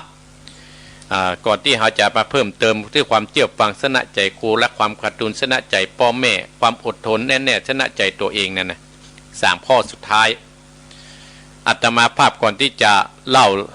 อู้จาธรรมะอาตมาภาพก็จะเอานิทานชาดกมาอู้ซึ่งสถาฟังอันนี้เรื่องว่าคนเลี้ยงแม่เนี่ยทุกคนเราเกิดมาแล้วมีพ่อมีแม่กันคู่สุคนสถาญาติโยมแต่วันนี้อาตมาภาพยกนิทานชาดกเรื่องว่าคนเลี้ยงแม่นั่นมาอู้ให้สถาญาติโยมพ่อแม่นับว่าเป็นปูสนิยบุคคลของลูกกูคนผู้ที่ทำให้พ่อแม่ผิดหวังเศร้าโศกเสียใจนับว่าเป็นลูกอักตัญญูการบำรุงเลี้ยงดูพ่อแม่นับว่าเป็นสิ่งที่ประเสริฐที่สุดผู้ที่จะบำรุงเลี้ยงพ่อเลี้ยงแม่ท่านเรียกว่าคนกตัญญูคนที่มีความกตัญญูอยู่ในจิตในใจเป็นคนที่น่ายกย่องน่าสรรเสริญสถาญาติโยมทั้งหลายพ่อแม่นับว่าเป็นปูชนียบุคคลของลูกทุกคนผู้ที่ทำให้พ่อแม่ได้ผิดหวังเศร้าโศกเสียใจนับว่าเป็นคนอักตัญญูการบำรุงเลี้ยงดูพ่อแม่นับว่าเป็นสิ่งที่ประเสริฐที่สุดผู้ที่บำรุงเลี้ยงพ่อแม่ท่านเรียกว่าคนกตัญญูและเป็นคนที่มีความกตัญญูอยู่ในจิตใจเป็นคนที่น่ายกย่องน่าสรรเสริญเนี่ยนิทานชื่อว่าคนเลี้ยงแม่คนเลี้ยงแม่ในกาลครั้งหนึ่งนานมาแล้วมีสามีภรรยาคู่หนึ่งมีฐานะยากจนสถาญาติโยมอาศัยอยู่ในหมู่บ้านแห่งหนึ่งทั้ง2คนนี้ก็มีลูกพ่อใจคนหนึ่งก็มี3ชีวิตได้อาศัยธรรมชาติเลี้ยงชีวิตไปตามอัตภาพเมื่อลูกพ่อใจเจริญใหญ่พอที่จะมีครอบครัวได้ พ่อแม่ก็อยากให้ลูกมีคู่ครองจึงได้กล่าวกับลูกว่าลูกเอ้ยบัดนี้เจ้าก็โตเป็นหนุ่มแล้วเนี่ยสมควรที่จะมีคู่มีครองอยู่บ้านอยู่จองแล้วลูกก็ตอบว่าโอ้พ่อจ๋าแม่จ๋าครอบครัวของเรายากจนข้นแค้นขนาดนี้ลำพังเรา3 คนก็แย่อยู่แล้วพ่อแม่ลูกไม่เอาหรอกลูกจะเลี้ยงพ่อแม่ไปตลอดชีวิตของลูกลูกชายตอบปฏิเสธของพ่อของแม่ท่านทั้งหลายในการผ่านพ้นไปนานโดยลำดับเวลาก็เกินกินทรัพย์สิ่งในโลกนี้ไปกำน้อยในการต่อมาพ่อก็ได้ตายจากไปทิ้งแม่กับลูกให้อยู่ผจญชะตากรรมอยู่ตามลำพัง2 คนแม่ลูกศรัทธาในวันหนึ่งศรัทธาญาติโยมใจหนุ่มใจคนที่เป็นลูกนะกำลังหนุ่มไปหาฟืนหาหลัวในป่าเลิกก็เกิดความรู้สึกเหนื่อยและหิวและกระหายจึงได้เตียวไปที่ล่มต้นไม้แล้วหวังจะนั่งพักก็เพลินลับไปเพราะความอ่อนเพลียตื่นขึ้นมาใจหนุ่มก็พิจารณาว่าโอ้นี่เฮายังเป็นหนุ่มยังรู้สึกเหนื่อยเพียงแค่นี้ในอนาคตไปหน้าน่ะเฮาจะต้องแก่ตัวเราจะทำงานหนักได้อย่างไรเราควรเดินไปที่สุวรรณภูมินำเอาทองมาขายคงจะพอเลี้ยงแม่เฮาได้อย่างสบายเมื่อคิดอย่างนั้นก็มุ่งตรงไปอยู่ที่ต้าเหือแล้วถามหัวหน้าพ่อขาว่าท่านทั้งหลายจะไปสุวรรณภูมิกันเมื่อไรอีกไม่นานนี่แหละมีอะไรเหลือพ่อหนุ่มหัวหน้าพ่อค้าก็ตอบย้อนขึ้นมาผมขอไปคนหนึ่งเถิดใจหนุ่มกล่าวแล้วก็บอกจุดประสงค์ของตัวเก่าให้ฟังอ๋อได้สิพ่อหนุ่มเห็นไหม พ่อค้าหูจุดหมายไปทางของใจหนุ่มและเห็นว่าใจหนุ่มเป็นคนร่างกายแข็งแรงกำยำจึงอนุญาตให้เดินทางไปด้วยแล้วแม่ของเรายังไม่ได้ปรึกษากับปิ๊กไปปรึกษาแม่ของเปิ้ลชายหนุ่มก็ไปหาแม่แล้วก็ปรึกษากับแม่ทันทีนี่ลูกเอ้ยแม่เปิ้ลบอกว่าชีวิตเรามีเพียง2 คนหากขาดลูกแล้วแม่จะอยู่อย่างไรลูกไปไหนแม่ก็ไปด้วยเถิดผู้เป็นแม่กล่าวกับลูกใจเมื่อได้อ่านฟังแล้วใจหนุ่มก็ดีใจและแม่ก็บังคับขวางรีบตกลงกับพ่อค้าทันทีหัวหน้าพ่อค้าก็เลยพาแม่ไปและญาติพี่น้องไปอีกจากนั้นก็มีอะไรอย่างเกิดขึ้นในสถานญาติโยมเดินทางไปจนไปได้พอสมควรพ่อค้าก็อนุญาตให้เขาไปเรียบร้อยแล้ว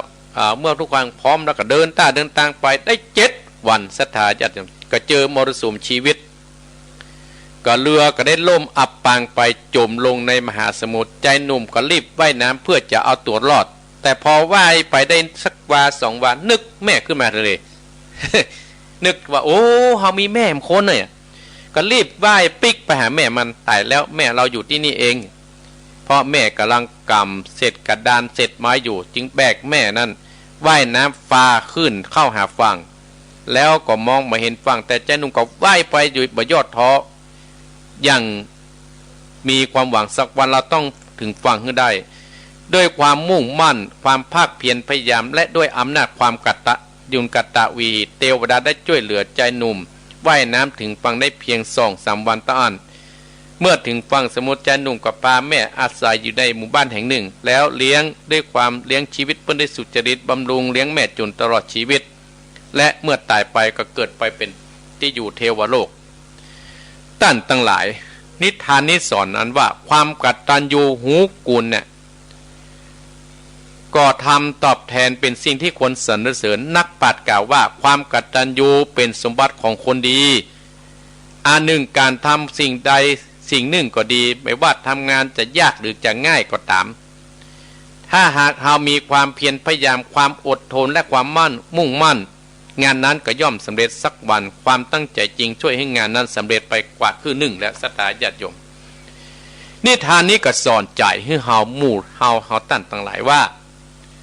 ถ้าเราจะเนี้ยอันยังกระตามศรัทธาญาติโยมต้องตั้งใจเอาความกตัญญูกตวิธีเนี่ยเป็นที่จังที่เปิงความกตัญญูกตวิธีเนี่ยศรัทธาญาติโยมสามารถสร้างให้เราเนี่ยรอดพ้นจากอันตรายได้สามารถสร้างรอดพ้นอันตรายได้ก็มีเรื่องในธรรมเรื่องหนึ่งศรัทธาญาติโยมในธรรมนะขนาดเป็นสัตว์เดรัจฉานศรัทธาญาติโยมทั้งหลายในธรรมเรื่องลูกงูกตัญลูกงัวกตัญญูนะอย่างสุนทรปุ้นบอกว่างัวควายจังมาตายแล้วลูกนั้นดูเข่าแหงยังเอาใจกันได้จะลงสุดปุ่มได้ไส้คนเฮายังกินลำอินต้องนี่คนเฮาสหายพี่น้องตายแล้วไข่โมหงข้องอะไร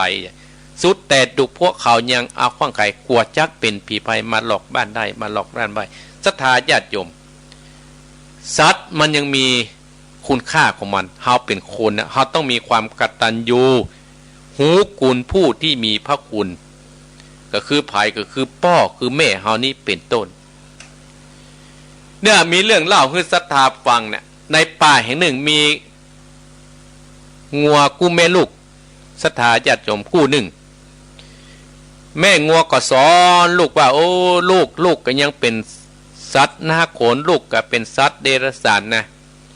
ลูกยังน้อยอยู่ในเพราะว่าโลกเมืองมนุษย์ทางนี้มันกว้าง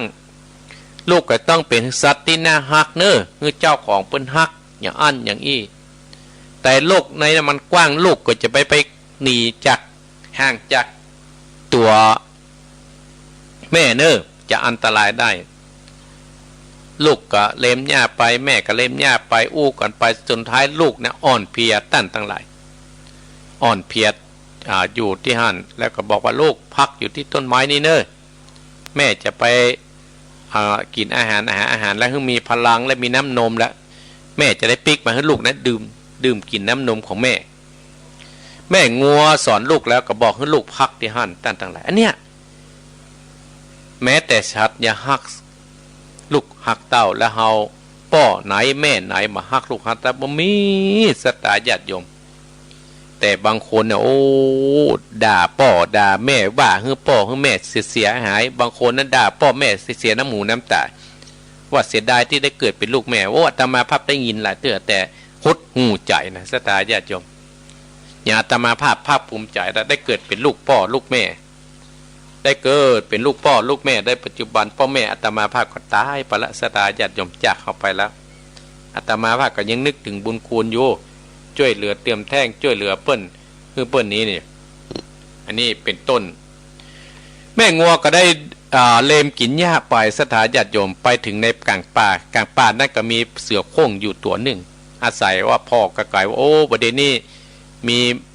แม่มีงัวมากินหญ้าถึงวันนี้เขาได้กินจิ้นอย่างอื่นประเดี๋ยวเขาจะกินจิ้นอร่อยแล้วไอ้กะจิ้นลำเลยตั้นตั้งหลายได้โอกาสก็ขึ้นมากระโดดออกมากราบคอไม่งัวก็บอกว่าโอ้พ่อเสือเฮ้ยเนี่ยเตี้ยตามาภาพนะเขามีความสัจจะเนี่ยว่าเขาเนี่ยเป็นสัตว์หน้าคนก็ตามอยู่แต่เขามีความสัจจะเนอะคือตาเนี่ยปล่อยข้าไปข้าจะปิกไปให้ลูกข้าได้กินน้ำนมอย่างเรียบร้อยแล้วให้จะปิกมาเป็นอาหารพอท่านนั้นเป็นเจ้าป่าอยู่แล้วว่าอู้กันตกลงกันเรียบร้อยแม่งัวตั้นตั้งหลายก็เลยจากเสือไปแล้วก็ปีกไปหาลูกหาเต้าเพิ่นแล้วก็จะกำลังเล่าให้ลูกเต้าเรื่องความเป็นความตายที่เกิดประสบมาบอกแม่ลูกดื่มกินน้ำนมแม่จนหมดเนอะแม่จะไปเป็นอาหารเสือละลูกขนาดดื่มน้ำนมดูดน้ำนมสวะเต้านมท่านทั้งหลายบอกแม่หยุดก่อนเนี่ยหยุดเดี๋ยวนี้ลูกจะไปไต่แทนแม่เพื่อทดแทนก้าน้ำนมของแม่ศรัทธาญาติโยมสวะเต้านมกับอื่นกันลึกไปถึงอยู่ที่พ่อเสือแล้วก็ให้พ่อเสือมาฆ่าตัวให้เป็นอาหารพ่อเสือว่าโอ้บ่ได้นะเขาจะกินแม่ตัวโอ้เขาเนี่ยจะมาไต่เพื่อทดแทนก้าน้ำนมของแม่เขาที่ได้เลี้ยงเขามาเนี่ยลูกบางคนด่าพ่อด่าแม่เป็นหมูเป็นม้าตั้งหลายนึกเอาแม่ลูกงัวนี่เป็นนิดศรัทธาญาติโยมด้วยความเป็นห่วงหาอาทรแม่งัวกับเด้อกับปิกมาอื่นก็ลึกขึ้นมาถึงแล้วก็บอกขึ้นพ่อเสืออย่างเตี้ยแต่บ้าได้อู้เบื้องต้นนั่นแหละเสือได้ยินอย่างอ่านศรัทธาญาติโยมคนหนึ่งก็มีคนสัจจะอีกคนหนึ่งก็ว่าจะตายทดแทนแม่เปิ้นที่ได้เลี้ยงมา ก็ว่าคืนเฮากินไปคนดีๆอีโลกเพิ่นก็จะไปน้ำเฮาก็ตัดสินใจก็เลยบอกโอ้ต้าน2ตัวท่าน2อันเนี่ย2แม่ลูกเนี่ยฮึปิกไปอยู่ที่อาศัยเน้อเฮาไปกินแล้วด้วยคุณงามความดีเนี่ยเฮาก็ถึงมีความระลึกเนี่ย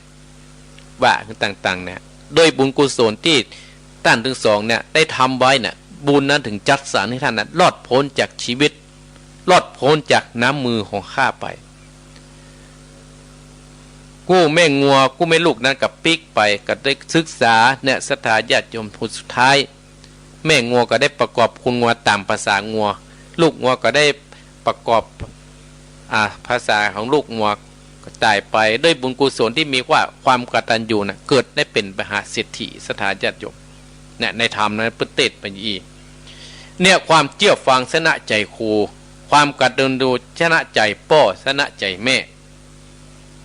ความกตัญญูเนี่ยชนะใจพ่อใจแม่ชนะใจคนทั้งหลายตัวถ้ามีความกตัญญูต่อพ่อต่อแม่ต่ออันนี้แล้วมันก็จะอวดจะอ้างซะท่านทั้งหลายเปิ้นก็จะอวดจะอ้างโอ้คนนั้นนะลูกอีนั้นลูกไอ้นี้นะมีความกตัญญูที่รับที่นอนมีความกตัญญูที่อยู่ที่กินเนี่ยอันนี้เป็นต้นเป็นประธานเนี่ยความกตัญญูชนะใจพ่อแม่ความอดทนแน่ชนะใจตัวเก่าเหมือนนิทานตะกี้ศรัทธาญาติโยมเหมือนนิทานตะกี้เนี่ยศรัทธาญาติโยมมันชนะใจคนชนะใจคนตั้งหลายชนะใจตัวเก่าตัวอย่างเตี้ยตามาภาพว่าคนเฮานี่มี2ด้านด้วยกันมีมืดและสว่างเมื่อมีความมืดแล้วเฮาก็ต้องมัน ประพฤติปฏิบัติมันสร้างบุญสร้างกุศลความสว่างก็จะเริ่มขี้คายแจ้งในจิตในใจของหมู่เฮาท่านทั้งหลายอันเนี้ยเป็นต้นเป็นตะพานศรัทธาญาติโยมบทบาทของพ่อของแม่นะมีอยู่4บทบาทด้วยกัน1บทบาทของพ่อของแม่นะด้วยความเป็นครู2บทบาทของพ่อของแม่เนี่ยจะต้องเป็นเทวดา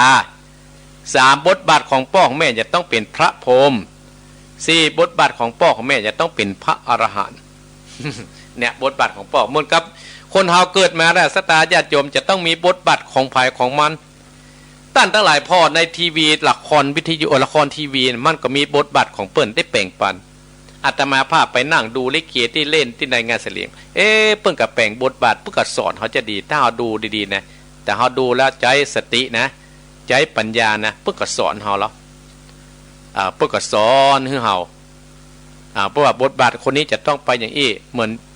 กระตึงบอลเนี่ยท่านทั้งหลายเราดูทีวีเนี่ยเป็นบทบาทที่เปิ้นแป่งให้เราพอคือเราดูแต่ที่เราแสดงประเดี๋ยวเราแสดงเป็นแต่นะเป็นพ่อกับเป็นพ่อแต่เป็นแม่กับเป็นแม่แต่เป็นลูกเป็นลูกแต่เป็นผัวเป็นเมียกันแต่ที่เราดูนะเป็นของปลอมแต่เปิ้นเนี่ยเตรียมเราพอแล้วเราต้องไปพิจารณาเนี่ยอาตมาภาพจะชอบดูแล้วก็เอามาสอนจิตสอนใจศรัทธาญาติโยมมาสอนจิตสอนใจเราโอ้นี่หายไปละได้ก่อนเดียวเนาะ อันนี้ศรัทธาญาติโยมต่างหลายเนาะบทบาทของเป็นครูพ่อเฮาแม่เฮาเนี่ยเป็นครูคนแรกในโลกพ่อแม่ของเฮาเนี่ยเป็นครูคนแรกของเฮาเพิ่นจะสอนกับสอนไหว้สอนให้เฮารู้จักอันนี้พี่อันนี้น้องเด้อเพิ่นจะสอนให้เฮาก็นี่สอนให้เฮาฮู้ได้สอนให้เฮาหันเนี่ยอนุโมทนาเนี่ยแล้วกับบทบาทเป็นเทวดาพ่อแม่เป็นเทวดาตัวคุ้มครองตัวดูแลเฮาตัวตลอดพ่อแม่เป็นพระพรหมเนี่ยต้องมีความเมตตากรุณามุทิตาอุเบกขาเป็นอรหันต์เป็นพรหมของลูกหมดเป็นพรหมของลูกคือเฮาได้ฮู้เฮาได้หันก็อนุโมทนากับศรัทธาญาติโยมที่เข้ามาโยมน้ำเพชรน้ำหนึ่งนะอนุชนหลวงยศพระหลวงยศอนุโมทนาสาธุเนาะมนัดปินตาวันย้ายหนีไปไหนเน้อเป็นว่ามนัดปินตาอนุโมทนาสาธุเนาะมนัดปินตาอนุโมทนาสาธุเอาฟังเนาะพ่อมนัดเนาะมนัดฟังปฏิสตาญาติโยมมันก็แต่ละบทบาทถึงวันนี้อาตมาภาพวันติดเนี่ย7 วันจะมา2 ชั่วโมงวันนี้ท่านพระครูเปิ้นว่าโอ้ท่านพระครู ท่านอาจารย์วรรณชัยเนี่ยเปิ้นบัสะดวกเนอะขอท่านพระครูอันจัดรายการแตนประต่อไปเนยนะศรัทธาญาติโยมอยู่โดยศรัทธาประเดี๋ยวนี้นะ1 ชั่วโมงกับ35 นาทีแล้วเนี่ยพูดถึงปู่สอนเจ้าอาวุธ9 อย่างนี่นะก็มีที่ครับยอมแพ้1มีความเคารพต่อใจชนะใจผู้ใหญ่2มีความจริงใจชนะใจมิตร3มีความอ่อนน้อมชนะใจคน4มีความเมตตาชนะใจชัด5มีความซื่อสัตย์ชนะใจคน6มีความรักชนะใจศัตรู7ความเที่ยวฟังชนะใจครูความกตัญญูชนะใจพ่อชนะใจแม่ความอดทนแน่ๆชนะใจตัวเก่าเนี่ยใจตัวเก่าเนี่ยสถาญาติโยมถ้ามีความอดทนเฮาก็ต้องเอาแบบครูบาอาจารย์เนี่ยเปิ้นได้สอนได้นี้เฮามาได้สั่งได้สอนที่เฮาได้หานเปิ้นทำนี่เป็นต้นนี่อาตมาภาพได้อู้ได้จ๋าสถาญาติโยมบรรดาป้าอุ้ยแม่อุ้ยป้าออกแม่ออกได้สดับรับฟังกันมาโอ้ญาติโยมเนาะอาตมาภาพก็ขอบคุณยายนอมแม่นอมสันกำแพงนะขอบคุณไปยังป้าไอ้แม่น้อยเนอะไม่สันโป่งแม่ลีมเนอะป้าไอ้แม่น้อยป้าไอ้แม่น้อยท่านนี้ก็โทรมาพ้องกันเนาะโทรมาพ้องก็เดี๋ยวอาตมาภาพก็จะได้ขออนุญาตพักสัก10 นาทีนะ5 นาทีเนาะสถาญาติโยมเนาะเดี๋ยวก็พัก5 นาทีแล้วอาตมาภาพก็จะไป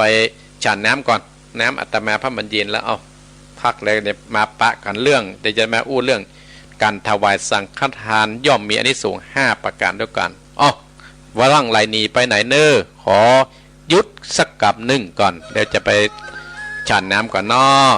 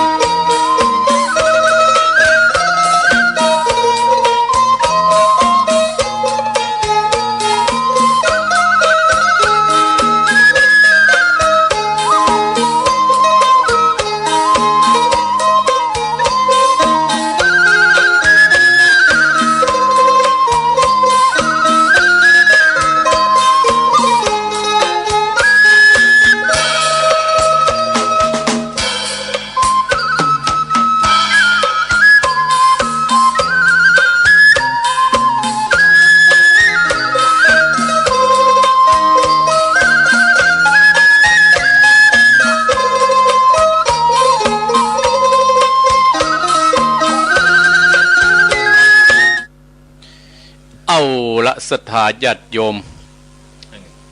จะโลกเข้ามากับฮิจังมา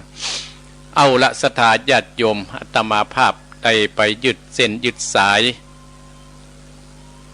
ได้ไปเอาน้ำอุ่นมาฉันได้ไปเอาน้ำอุ่นมาสั่นแล้วก็อาตมาภาพก็จะได้อู้ได้จัดต่อไป6 โมงเนาะหอยเตะทำนะศรัทธาญาติโยมเนาะปกติอาตมาภาพก็จะเตะทำตี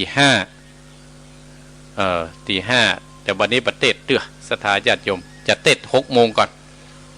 เพราะว่าท่านพระครูพิวัฒนวิโกมนั้นเปิ้นได้ให้อาตมาภาพได้อยู่ถึง3 ชั่วโมงด้วยกันแต่สายยังบ่เปิดเด้อเนอะศรัทธาญาติโยมมันต้องโทรมาเตือน มันต้องโทรมาเตือนเนาะอาตมาภาพก็จะปิกมาเรื่องในการวิธีทำบุญให้กับตัวเก่าอยู่ที่ไหนก็ทำได้นะศรัทธาญาติโยมวิธีทำบุญกุศลให้กับตัวเก่า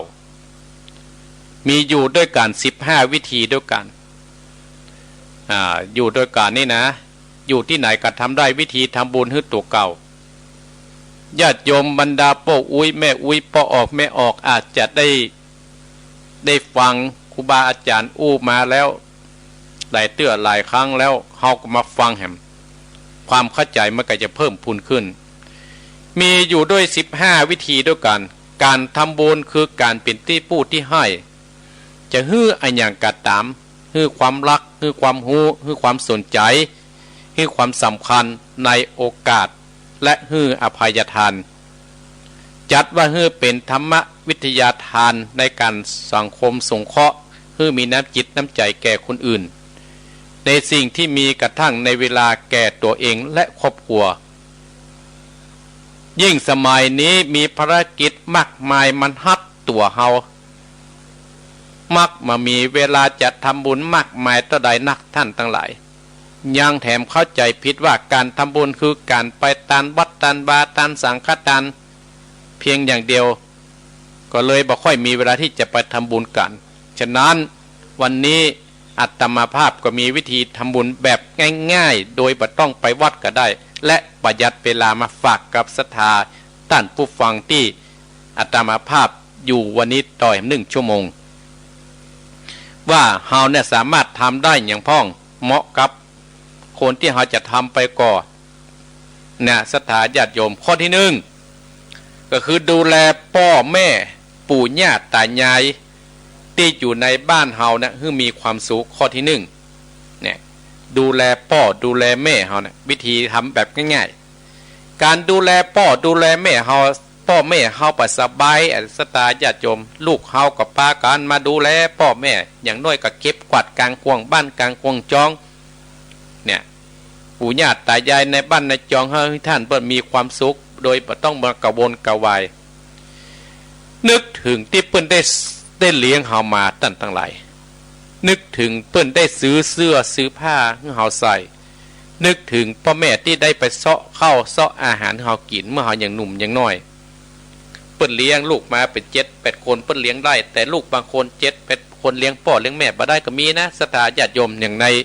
ทีวีที่เปิ้นที่เปิ้นนี้ก็หันเนี่ยท่านทั้งหลายว่าเฮือดูแลพ่อแม่ปู่ย่าตายายในบ้านเฮามีความสุขพ่อแม่คือพระประจำบ้านโปรดอย่าให้พ่อแม่เฮาได้เดือดร้อนและเป็นทุกข์ใจถ้ามีโอกาสก็ให้รีบทำมันทำเน้อศรัทธาญาติโยมอันนี้เฮาอาจจะปาพ่อเฮาไปแอวอาตมาหันหลายคนล่ะวันนั้นก็หันเปิ้นลูกหลานของแม่เปิ้นเคยมาวัดไอ้ป้าเปิ้นเตียวครับเปิ้นอันนั่งรถเข็นไปศรัทธาญาติโยมไปเอียตังลำปุนลำปัง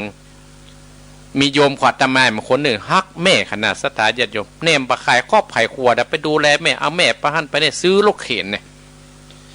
แต่ก่อนนี้เปิ้นเป็นคนตุกศรัทธาญาติโยมเป็นคนหาเจ้ากินข้ามประเดี๋ยวนี้เปิ้นก็มั่งมีสีสุขพอสมควรเนี่ยอันนี้เป็นต้นเป็นประธานเนี่ยดูแลพ่อแม่เฮา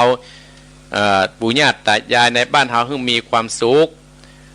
2ท่านทั้งหลายฮืดตักบาตรตอนเจ้าก่อนที่จะไปทำงานลองตื่นเจ้าขึ้นมาสักหน่อยหนึ่งเพื่อจะได้ไปตักบาตร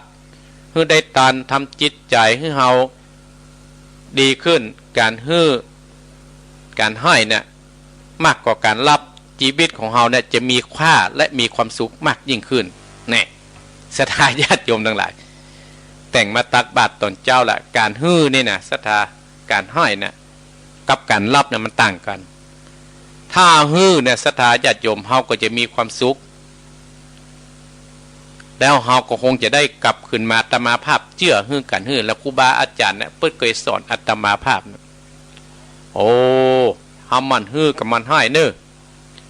เฮาก็ตามที่ฐานะเฮาตั้งแต่ละเฮาบ่แข่งไผอย่างปีนี้อาตมาภาพตั้งใจจะประทานกฐิน9วัดอาตมาต้องทำให้ได้ไปวัดหันหน่อยนี่หน่อยประเดี๋ยวนี้คิดไปแล้วจะได้9วัดเนี่ยที่อาตมาภาพได้ประกาศในศรัทธาญาติโยมที่เขาได้ประกาศเนี่ยอาตมาภาพจะได้ปล่อยตามเนี่ย1วันที่21เนี่ยวัดสิมพีมงคลตำบลบ้านแม่นะเวลา13เนี่ยอาตมาภาพก็จะไปตามนะ2วันที่22จะประทานกฐินวัดหนองหอยเก้าสำนักสงฆ์หนองหอยเก้าเวลาบ่าย2และวัดทกมือเวลา16ตำบลดอยหลอนจากนั้นก่อนที่24ก็จะประวัติเหล่ายาวใต้เนี่ยอาตมาภาพก็ไปตามที่อาตมาภาพพอมีเฮาบ่ใจถึงกับตุกรัศธาเฮาพอมีที่จะทำ25ก็จะไปวัดม่อนแก้ว30ก็จะไปวัดบ้านห้วยน้ำขาวบ้านเกิดอาตมาภาพเนี่ยอาตมาภาพพยายามจะสร้างบุญสร้างกุศลบุญกุศลเนี่ยต้านทั้งหลายมันมีขายหรอมันมีขายเฮาก็ต้องมันสร้างมันหามันทำเหมือนกับเงินทองเนี่ยศรัทธาญาติโยม3สวดมนต์แบบสั้นๆวันละ1บทอย่างเตี้ยตามาภาพปาอีป้ออีแม่พี่น้องศรัทธาญาติโยมเนี่ยสวดตะกี้ปากันไหว้พระสวดมนต์วันละ1บทอย่าเอาอย่างอาจจะนะโมตัสสะอะระหังสัมมาก็ได้หรือว่าอิติปิโสภควานังสัมมาสัมพุทโธวิชาจนะสัมปันโนบทพุทธคุณธรรมคุณสังฆคุณท่านก็ได้มันละบทหรือว่าโอ้จะว่ามันมีเวลาเอา2บทเฮาก็เอาพุทธคุณเนี่ยเป็นที่จ้างที่เปิ่งศรัทธาญาติโยมมันก็จะทำให้จิตใจเฮาสงบขึ้นเกิดที่เฮามีจิตใจที่อ่อนฮ้อนจิตใจที่เฮามันดำมันก็จะเจือจางไปแล้วเฮาก็แผ่เมตตาคือกับคนทั้งหลายเฮาก็แผ่เมตตาว่าโอ้สรรพสัตว์ทั้งหลายที่เฮาได้เขียนได้ตีได้จำได้ฆ่าเนี่ยมันคือเป็นบาปเป็นกรรมกับเฮาหรือว่าสเปสตาอันว่าสัตว์ทั้งหลายที่เป็นเพื่อนทุกข์เกิดแก่เจ็บตายด้วยกันทั้งหมดทั้งสิ้นเฮาก็ว่าไปศรัทธาญาติโยมเฮาก็ว่าไปแล้วมันก็จะเป็นบุญเป็นกุศลกับเฮามันเป็นบุญเป็นกุศลกับเฮาและศรัทธาญาติโยมมันจิตใจเฮาก็จะเบิกจะบานเกิดขึ้นเนี่ยศรัทธาญาติโยมเฮามันสร้างมันสวดวันละบทอย่างเขาสวดอย่างเดียวว่าหรือว่ามันสร้างได้สมาธิกันสวดเพียงบท1ก็ได้ถ้าเขาอยู่ที่ไหนถ้ามั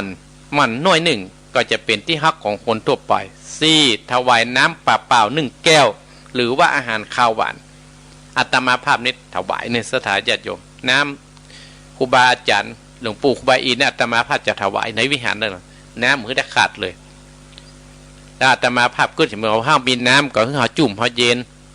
เมื่อน้ำจิตน้ำใจมันเหือดมันแห้งถ้าจะมีสิ่งฮ้อนๆมาของน้ำนี้ลดคือมันหดคือมันดับไปเหมือนกับไฟมันกวดน้ำนะศรัทธาญาติโยมตัวเฮาก็มีไฟแล้วศรัทธาญาติโยมทั้งหลายหาเนื้อไฟตั้งนอกฮ้อนเลยนะไฟในจิตในใจให้ซ้ำฮ้อนถ้าทำมันตาน้ำคือไฟความโกรธความเกลียดขี้มิ่งขี้โกรธเท่านั้นแต่ไฟในตัวเขาก็คือความขี้มิ่งเนี่ยเล่าร้อนจิตใจเผาฮ้อนจิตใจทำให้อยู่ม่วนบางงานมีเรื่องเวลาโอ้ศรัทธาญาติโยมมันฮ้อนกว่าไฟตั้งนอกก่อน5ก็คือนั่งสมาธิคนสมัยก่อนนั่นนะเขาจะว่าการนั่งสมาธิแต่ต้องนั่งคัดสมาธิแต่ที่แท้จริงแล้วเขาจะแยกกันก็ได้ศรัทธาคือจิตเขาอยู่กับที่เขาแยกกันเอาแบบง่ายๆญาติมาภาพ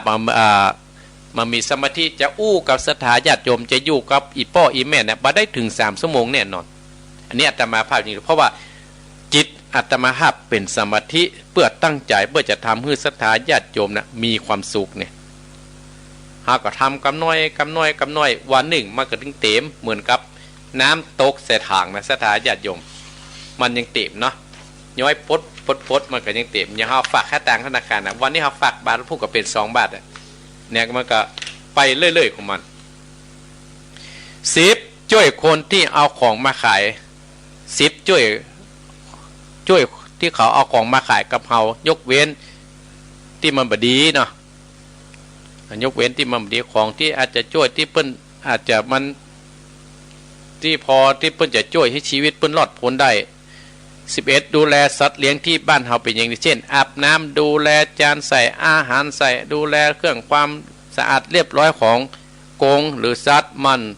พูดคุยสังเกตว่าเขาชอบรักอย่างเป็นต้นเสาะหาฮื้อดูแลสัตว์ที่เหินสัตว์เฮาก็ฮักหยาตมาภาพนะแต่ว่านี่ก็ป้าเพื่อจะซื้อนะก็ซื้อกระดิ่งเฮาเตื้อเฮาก็ไปใส่ซื้อเตื้อสตาญาติโยมกระดิ่งใส่คอเมียคอแม่อย่างนี้นะเปิ้นที่เฮาเนี่ยเฮาก็จะทำนะเอ้ยเฮาเกิดไปเกิดมาโอ้มันก็เป็นความสุขแห่งอย่างหนึ่งเนี่ยแล้วก็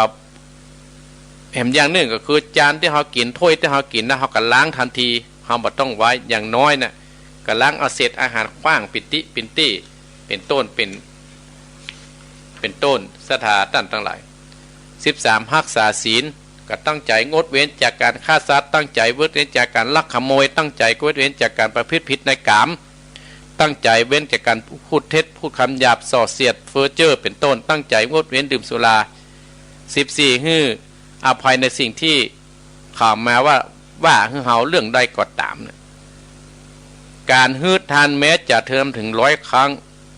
ดังได้มูลน้อยคือการฮื้ออภัย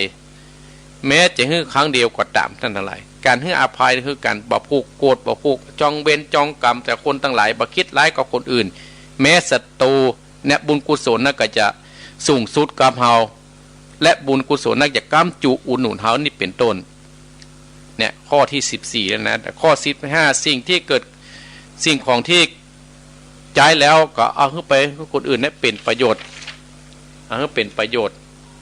กับคนทั้งหลายเป็นต้นเนี่ยตั้งทั้งหลายเนี่ยว่าบุญเล็กน้อยที่เฮาเนี่ยทำเนี่ยมันก็เป็นบุญเป็นกุศลกับเฮาเป็นบุญเป็นกุศลกับเฮาเป็นบุญกุศลกับเฮาแล้วก็มันก็จะทำเฮาเนี่ยมีแต่ความสุขเอาละศรัทธาญาติโยมเนี่ยอู้กับท่านนะทั้งหลายเนี่ยจะได้2 ชั่วโมงแล้วอาตมาภาพจะเทศธรรมนะวันนี้เอาธรรมวิสุทธิยามาเทศให้ศรัทธาญาติโยมอนุโมทนากับโยมแวซายอยู่ที่บ้านสันต้นเปาเด็กกี้พ่อหลวงพลเพิ่นโทรมาเนี่ยแต่ว่าพ่อหลวงพลไม่ได้รับฟังอยู่เห็นหรือว่าไม่อุ้ยลุกละกันโยมโสภาพิกุลโยมอัมพรเนี่ย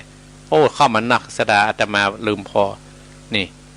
เอาศรัทธาญาติโยมเอาภัยจะโทษตั้งฝั่งเพื่อคงจะไหลหนีไปแต่แล้วก็ขึ้นเสียข่าวฟังเอาตั้งลี้ไว้ได้เอาโทรมาจังโทรมาเนอะเดี๋ยวเอานี้ไว้ก่อนด้วยก่อนที่จะจดนี่เนาะเอาลองโทรมาเนอะเอาแล้วอาตมาภาพจะเทศทำแล้วนะโทรศัพท์นี่เนอะเดี๋ยวก่อน0828857225ตะกี้ก็พี่น้องตังฝั่งโทรมาอะไรใส่ใต้เอาปล่อยไผ่ได้ฟังพ่องโทรมาเนอโทรมาได้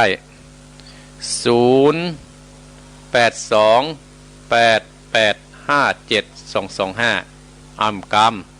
0828857225นี่ตะกี้ก็โทรครับปุ้นนะเอาโทรครับเพเนอดีแล้วAS ฮะมีสัญญาณแล้วหันวิทยุกระดับไปมาหัน หันวิทยุกระดับไปแล้วเอาโทรเข้ามาน่ะ719เจริญปอนครับไว้ขาครับท่านพระครูโอ้พ่อน้อยบุญป่านแม่บุญลูนโอ้ผมได้ยินแต่เจ้าฟังตั้งแต่เสร็จสะเดาะเคาะสะเดาะน้ำแล้วไปพระส่งแม่ท่านไปกราบอ๋อนี่ครับพลิกมาเดียวเนาะครับผมชัดเจนดีนะพ่อเนาะครับชัดเจนดีที่แรกเนี่ยบอกใครอาละเรียกตอนพระครูพิพัฒน์ออกแล้วเป็นเสียงสะท้อน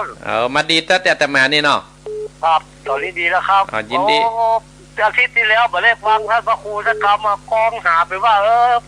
ท่านพระครูมีธุระกำมันกระถินอะไรบ้างเนาะมีกระถินเนาะโอ้โหยินดีพ่อหน่วยเนอครับผมเป็นกำลังใจครับครูอยู่เนอเจริญปอนพ่อหน่วยบุญปานฝังเจริญปอนอยู่ไหนอยู่ลี่เจ้าแม่ท้องอ่ะเนี่ยเจ้าฟังกี่โมงฟัง5 โมงเจ้า5 โมงกี้ได้ยินแล้วเนาะกี้กะโทรมาให้กำลังใจนี่ไงเจ้าอันติดมืนน่ะได้กินน้ำง่ายๆน่ากะขับปะตอนน่ะก็อัดใจแม่ท้องขนาดกะด้วยกำลังใจท่านพระครูเด้อยินดีนะแม่เนอของท่านพระครูไล่โรคระบาดกูทิ้งกูยางเลยเจ้าบุญนี้ย้อนไปถึงแม่เนอเจริญปอนเม็ดทองลีเจริญปอนเจ้าไว้สาเจ้าอยู่ที่ไหนอันนี้แม่อยู่ดอยสะเก็ดเพเนอร์ดอยสะเก็ดบ้านหยังแม่ดอยสะเก็ดอ่ะบ้านแม่คือเจ้าแม่คือแม่ฟังตั้งแค่ก็ยังหมูตี้นะแม่เคยมาทางโดยรอบก็แม่คือเคยมาเจ้ามาวัดไหนเคยมาวัดพระครูสิมสุเมธอาตมาอยู่ใกล้ๆอยู่มาเลยมาทางเวียงเพชรอยู่เนี้ยใกล้เปิ้นใกล้ทางแม่ไปอยู่ข้างวัดฝรั่งนี่แม่กะเจ้าวันนามีโอกาสจะมาแม่ชื่อหยังก็แค่บอกให้เดี๋ยวคนจะว่ารายการยังก็โทรแม่ตัวเนี้ยอาตมาอยู่หนองเหียงเนอะพระครูหยังวัดหนองเหียงกับเจ้าวัดหนองเหียงวันน่าจะมาแอลยินดีแม่ยินดีเนาะยินดีต้อนรับนะแม่เนอเจ้าแม่อันบอกให้หน่อยก็ได้แม่ยอดนะเจ้าแม่ยอดยอดใจคือเจ้ายอดเรือนเจ้ายอดเรือนเนาะอนุโมทนาด้วยแม่เนอเจ้าไวสานะเจ้าถวายกำลังใจให้นะเจ้าเจริญปอนแม่ยอดเจริญปอน เจ้ากับไวสาท่านผู้เจ้า